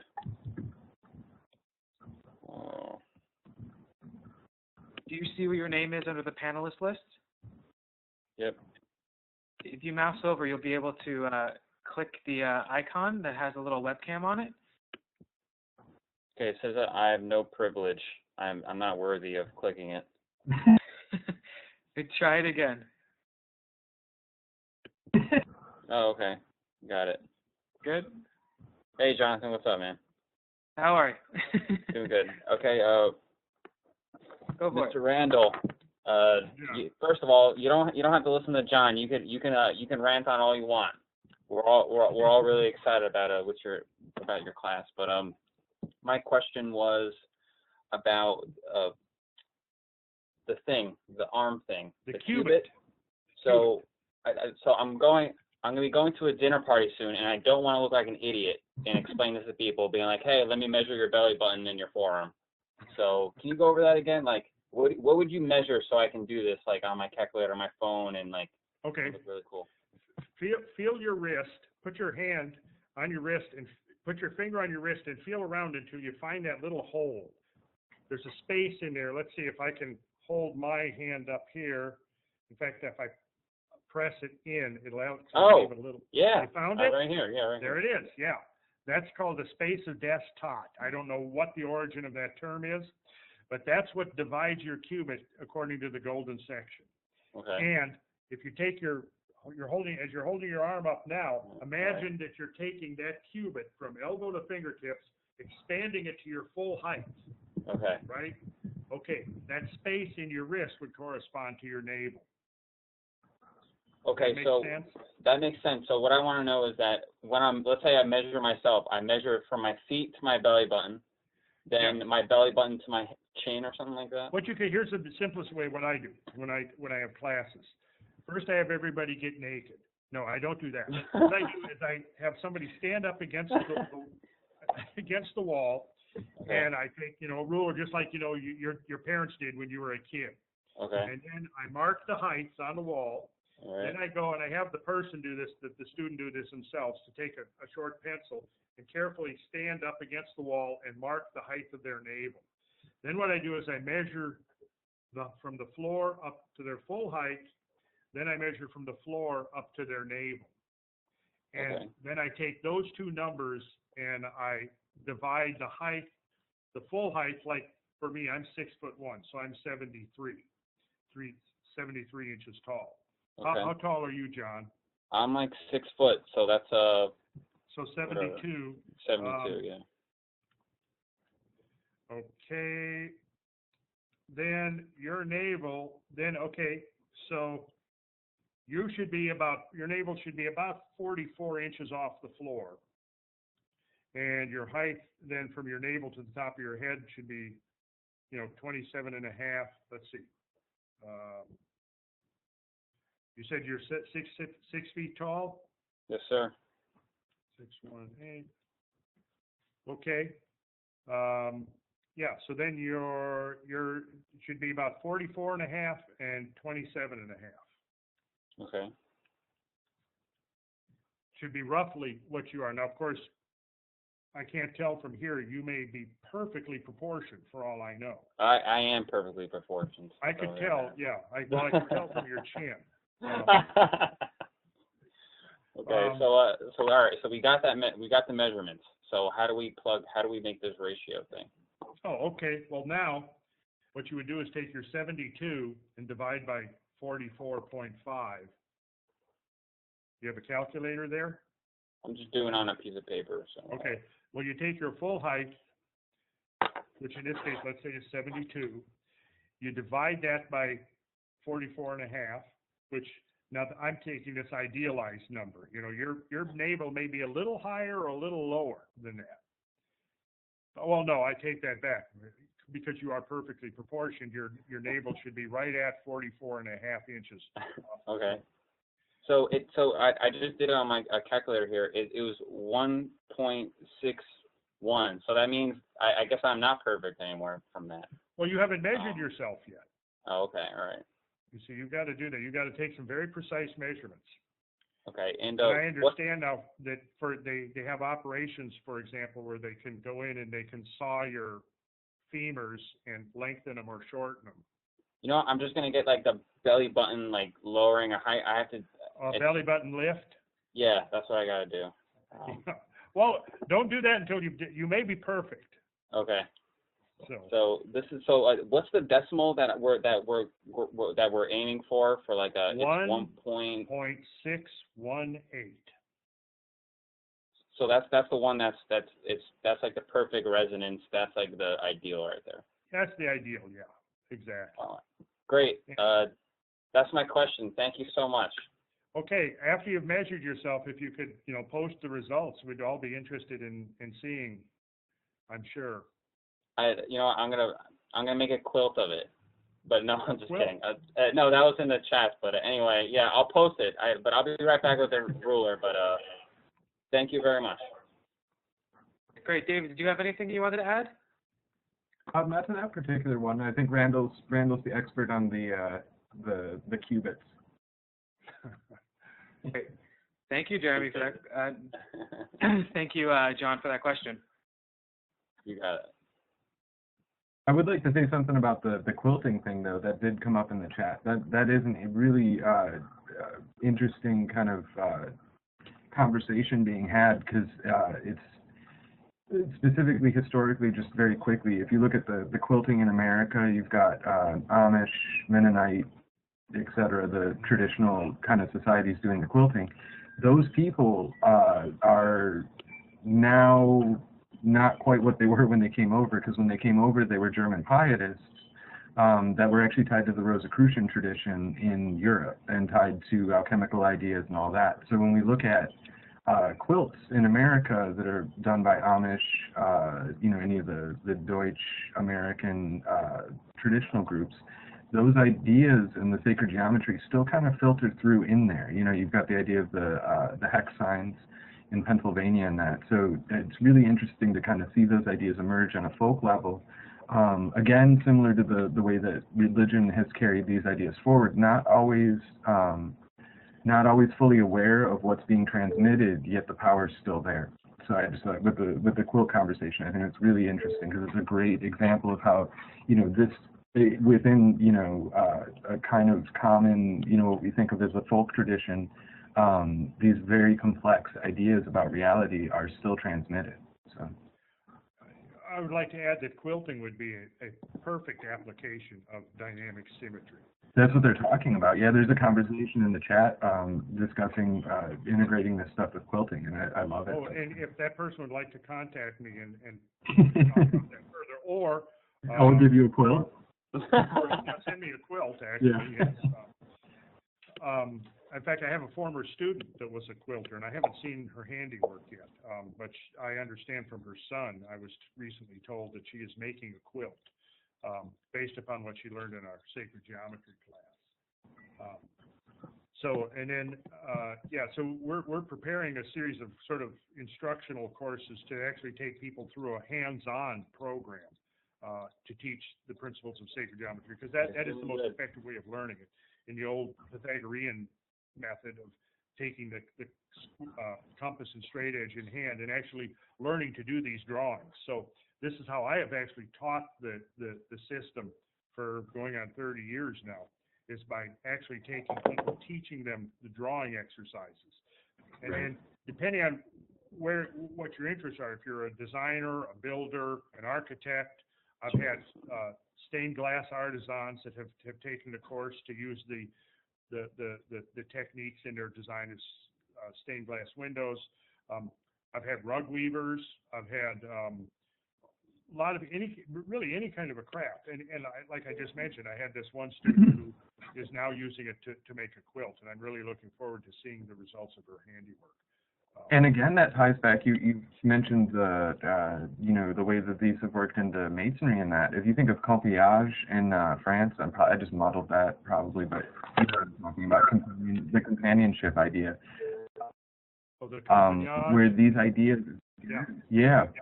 where it's integrated completely with craft work. And there's an example of a Sufi in Africa that I just read about. That I've completely forgotten his name. However, he was very integral in, it may have been in Senegal actually, I'm not sure. But anyway, he integrated these ideas with the work culture of the society that he was working in. And so he brought to the people who were working in the fields these concepts. So while they were doing mundane work that, you know, was backbreaking and whatever, they found release in being able to meditate on what they were doing with their craftsmanship within these concepts. You know, and you see that, you know, my brother does woodworking and stuff, has done historical restoration, and the meditative aspects to craftsmanship, when you take that and then add this extra information onto it, it's amazing, the power that's there, you know, which again, that's in masonry, and that's in a lot of, you know, Sufi traditions. And probably some of the Catholic worker movements, and maybe even some evangelical stuff, and you know, Buddhism obviously has it as well. So across the board, when these ideas get integrated on a craft level, you have an amazing you know, flowering of cultural possibilities. Yes, and you know, in like bringing it to that level, it really, what it does is it integrates the hand, the eye, and the mind. Right. In ways that cannot be as effectively accomplished really by any other means. And yes, when you take this conscious awareness of applying these principles to your craft, and I forgot to mention, of course, one of the most important would be art of any kind, sculpture also, you know, painting, the composition of a painting. You know, one of the secrets of Renaissance art was how to use dynamic symmetry to find these points of potency within the painting around which the whole composition could hinge, sort of the action points, if you will. You know, in regards to John's question about the proportioning of the human diagram, the human form, and so forth, I mentioned earlier the work early on in the presentation, the work of Le Corbusier, And if you go to slide 166, it shows his modular system in his figure that he always displayed somewhere in his architectural work, which was a figure with an upraised left hand, and then the golden proportions derived from that. Do you have that slide 166? Jeremy, are you there? Jeremy? Which number? 166. Sure thing. And after that, we could actually come back to this slide right here that you've got up on the screen. Is this it? Okay, now that's what, okay. Well, that shows the golden proportions in a hand that I described earlier, whereas AB is to BC, as BC is to CD, as CD is to DE. And in fact, those are the same, but am I looking at,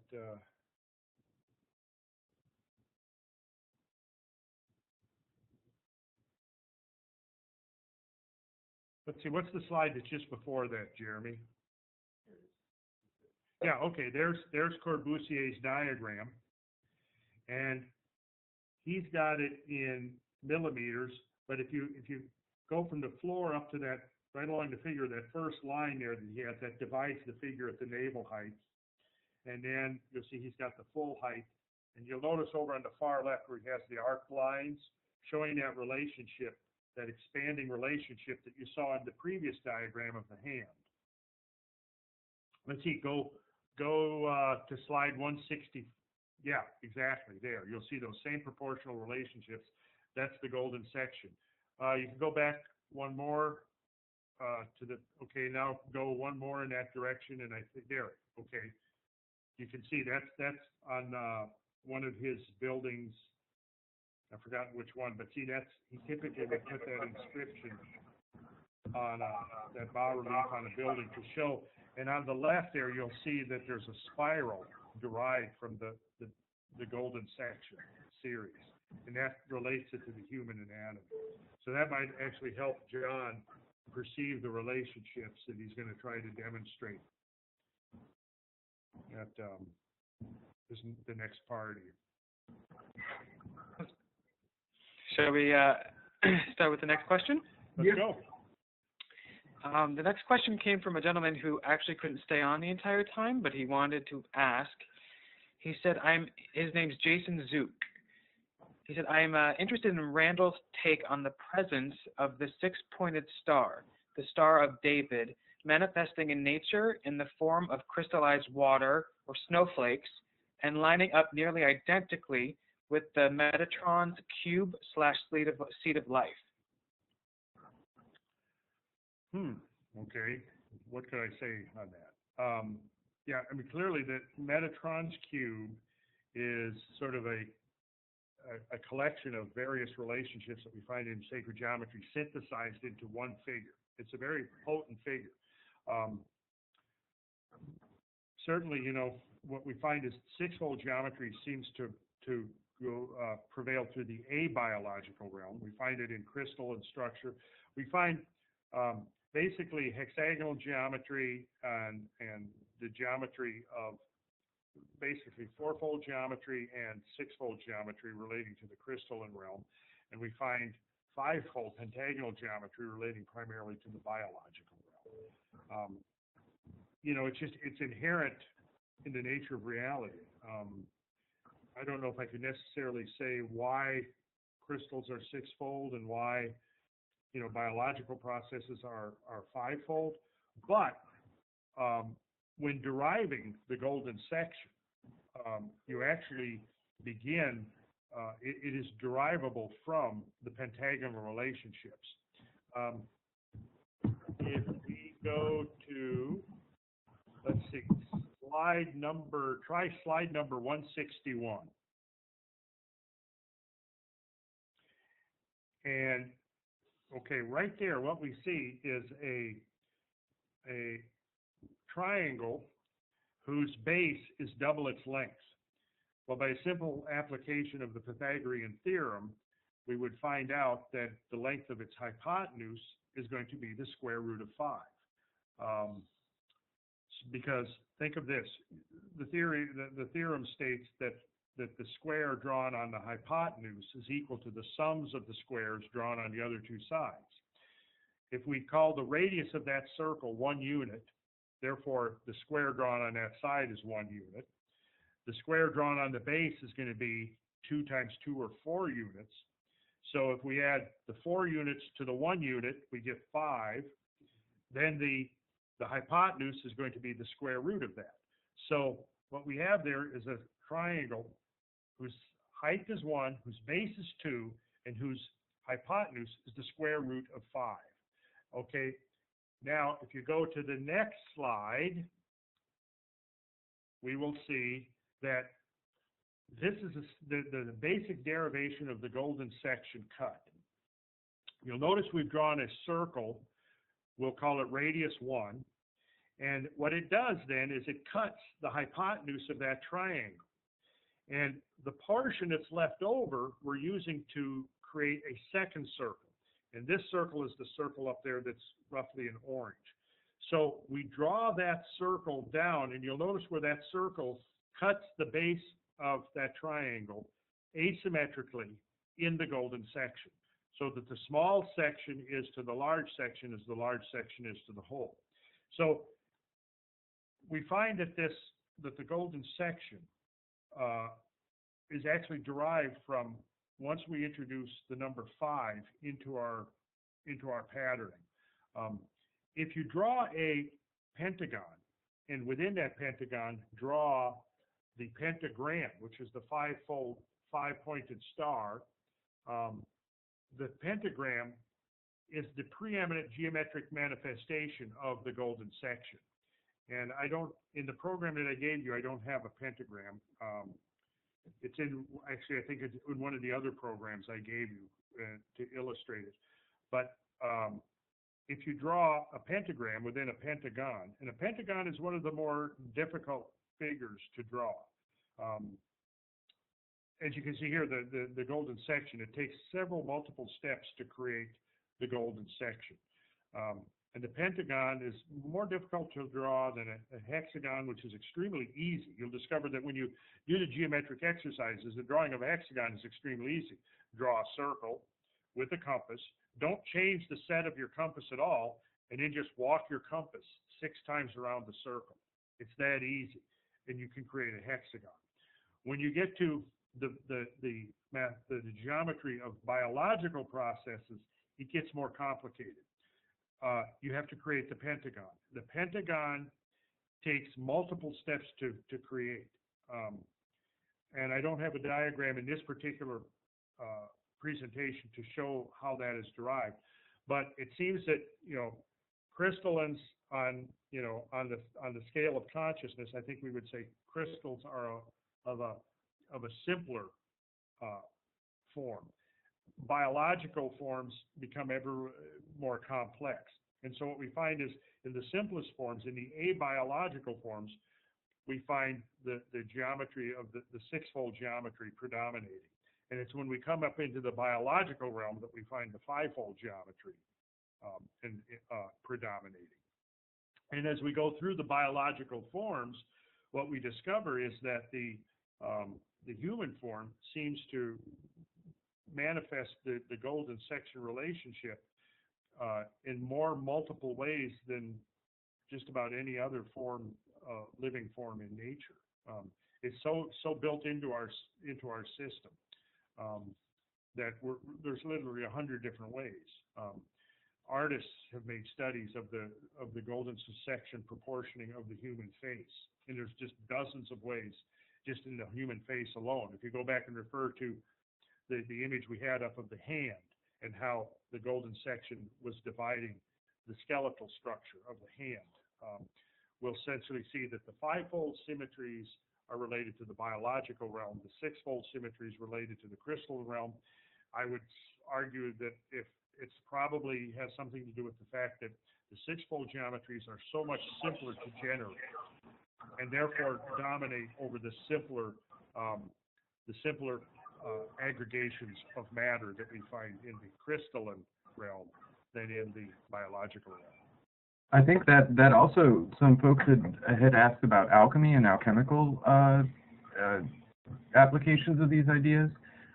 That's what Randall's talking about right now, and Randall, what you're talking about right now. I think if people are interested in actual practical alchemy and the concepts that were kind of being discussed traditionally in traditional alchemy, that transition between the biological and the crystalline state, the relationship of those numbers, and the relationship of simplicity to that, even though your numbers are increasing, you're moving towards the simplicity. So there's a kind of counterintuitive thing to that. All those aspects very integral to traditional alchemy. Yes. So, and not necessarily the kind of stuff that you're going to get when you're reading books, contemporary books on alchemy. So those ideas that you've just presented, definitely things for people to go back into and kind of meditate on if they're interested. Of alchemy. Go to slide number 24 from one of the many wonderful diagrams in famous alchemical. There we go. From Atalanta Fusions, an alchemical tract from 1617. They're basically revealing right there that geometry is the key, is the master key for penetrating the wall of mystery that one must penetrate in order to participate in the alchemical work. So yes, geometry, absolutely key. In fact, and then if we step back one more slide from that to slide number 23, from Occulta Philosophia, 1613, we find the symbol of the great work, rebus, the divine consummation, which is the completion of the great work. And this symbol is absolutely loaded with meaning.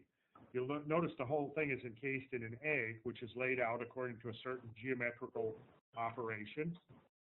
Interestingly, it's the same egg we find underlying many of the egg-shaped megalithic rings in England.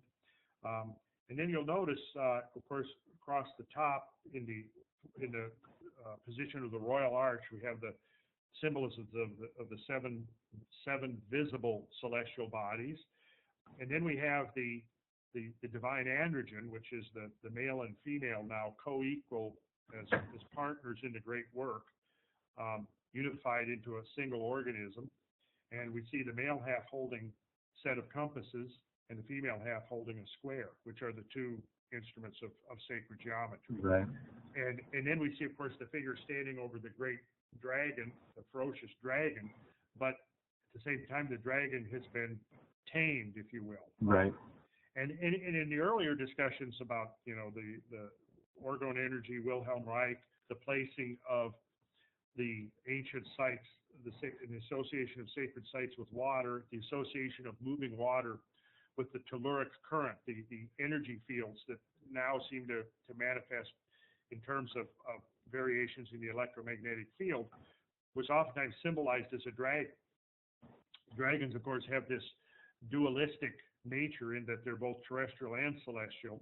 You'll notice here that the dragon surmounts this winged globe, which is a symbol of the earth, but the dragon itself has wings, so indicating that the telluric force of the earth, the current of the earth, the energies of the earth, can rise up to the heavens in order to fuse with the celestial energies. And this is indicating that the great work, part of it is bringing this dragon power, if you will, into submission to this enterprise. And then notice the circle at the bottom, the winged globe. You'll see how it's got the figures of geometry in it. You'll see the equilateral triangle with the number 3 superimposed. You see the square with the number 4. There's your ad triangulum and your ad quadratum that I mentioned earlier. You'll also see that the circle is divided into 4. There's 4 quadrants there, which is this fourfold division of time and space that we find so prevalent throughout many, many, many systems. If we go to, let's see here, we can go to slide number 71. Keep this picture in your mind. Let's see, that's not 71, is it? Go to the slide just previous to that. Okay. There we go. Okay, here's a typical diagram that we find universally, this fourfold division, and it represents a fourfold division not only of space, but of time as well. And you notice the attributions here, how you have north and midnight. North is a direction, midnight is a time within the cycle of a day, a diurnal cycle. Winter solstice is a time within an annual cycle.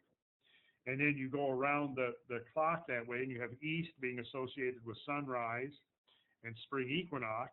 So now you have directions, which is a spatial delineation associated with time, which represents the linking of time and space and the unfolding of time according to these cyclical patterns. On another level, we could also have the 4 seasons of the great year, which is something that I wish we had more time to talk about because it's profoundly and awesomely important. I think we might be able to do great year stuff with Paul Devereux, because that kind of ties into his concepts of the geology and that. Correct. Or even Robert Schock. We can see what Robert has to say about that. Oh too. yeah, I would imagine Robert could have some things to say on that, particularly with his work on the Sphinx, because the Sphinx is an effigy of the great year.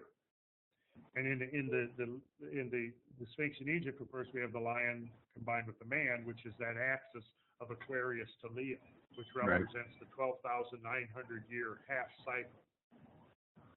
And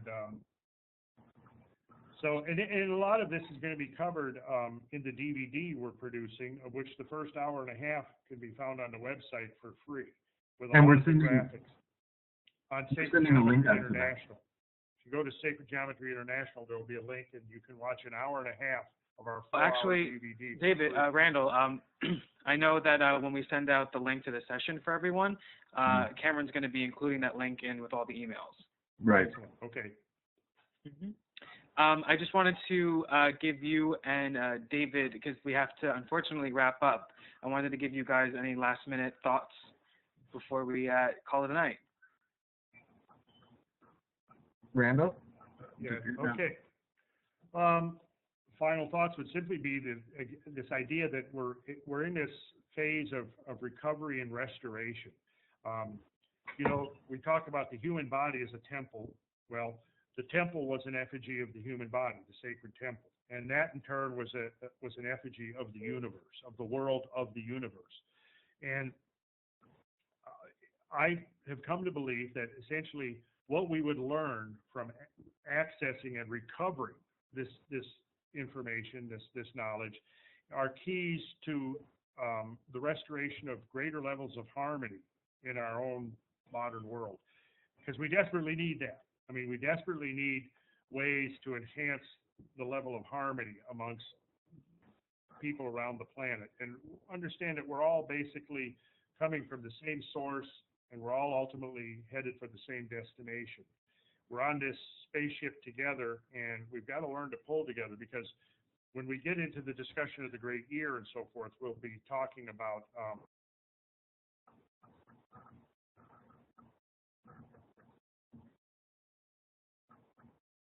Awesome. David, did you want to have any last-minute words while I try and bring Randall back on?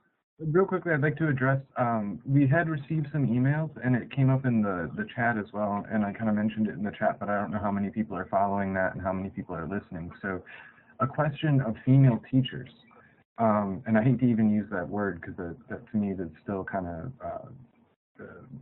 speaks to some kind of false division, but we had reached out to a number of people, you know, to try to get I guess, gender-balanced course list, but unfortunately schedules didn't work out for everybody. So it wasn't our intention to, you know, block anybody out or do anything like that. And it did pain me that we couldn't discuss that in the promotional material, because it wasn't, you know, relevant to promotions and that. But I would like to address it here and just let everybody know that was in our mind. It just, the people that we have on board, you know, they're the top people in their field and that worked with the scheduling of the course. So, you know, I hope that, you know, people will be able to understand that. And the other thing I'd like to mention is Cheryl opened up, who had asked the question earlier, Cheryl's opened up a Facebook group, or opened up access to a Facebook group that will be dealing with these ideas. and we can, continue the conversation there as well. So Cheryl put the link in the chat area, and I think that if Celeste or whoever's sending out the email could include that link as well, along with the information on the Sacred Geometry International video. That would be a great place for any questions that were unaddressed or anything that we can, continue this conversation. So I'm just really glad that everybody, all the insights and all the stuff that we've shared, it's been great, and we're all learning from this too. I mean, we're all going to take stuff away from it. So it's been awesome to have everybody really engage with the ideas today. And That's for great. the next one. I think if Cheryl, if you're listening, you could possibly send a link to Celeste at evolver.net. That way she can add your Facebook link into the email blasts. It's Celeste at evolver.net. I'll actually write it in the chat box for you as well. But Randall, I noticed you're back on. Yeah. You there? Yeah. I Okay. think whoever brought up the question about, if there's a gender thing, I would just like to go back to that slide that we had up there showing the co-equal partnership between male and female in the execution of the great work, and how the bringing of the male and the female forces together is absolutely vital to make this thing happen. It seems that in the nature of the society in which we live, it's males have focused primarily up until a generation or two ago, all the mathematicians were males. Most of the authors are males, but that's rapidly changing. And this is good, because I think by bringing in this balance of energy, we're going to get a much richer perspective on this whole phenomenon. And I think that if you bring up that last image again of slide 23 showing the rebus, the consummation of the great work, because I always show that prominently in all of my presentations that I do, to show that basically, in the great work completed or consummated, male and female are equally balanced and have an equal contribution to make to the completion of the great work. And there are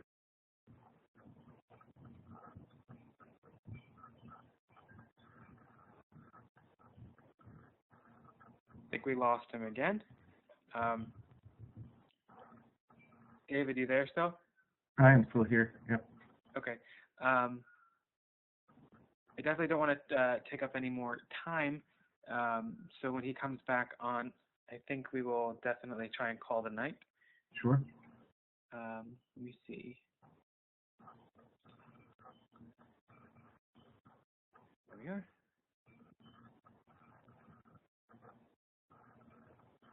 You back on with us, Randall? I hear you. Can you hear me? Yes, we can. Okay. We'll work that out. We'll figure out. I don't know if it's on our end, your end, or somewhere in between. We'll definitely I work pretty it much said what I wanted to say. I wanted to get the idea out there that, there's definitely that going forward, I think I see an equal contribution here from all. Right. Yeah, and yeah, thank you again to everybody who came today and who's joined on. We're definitely looking forward to continuing this. Next week is going to be exciting. I think next week is Paul Devereaux and you, Randall? Is that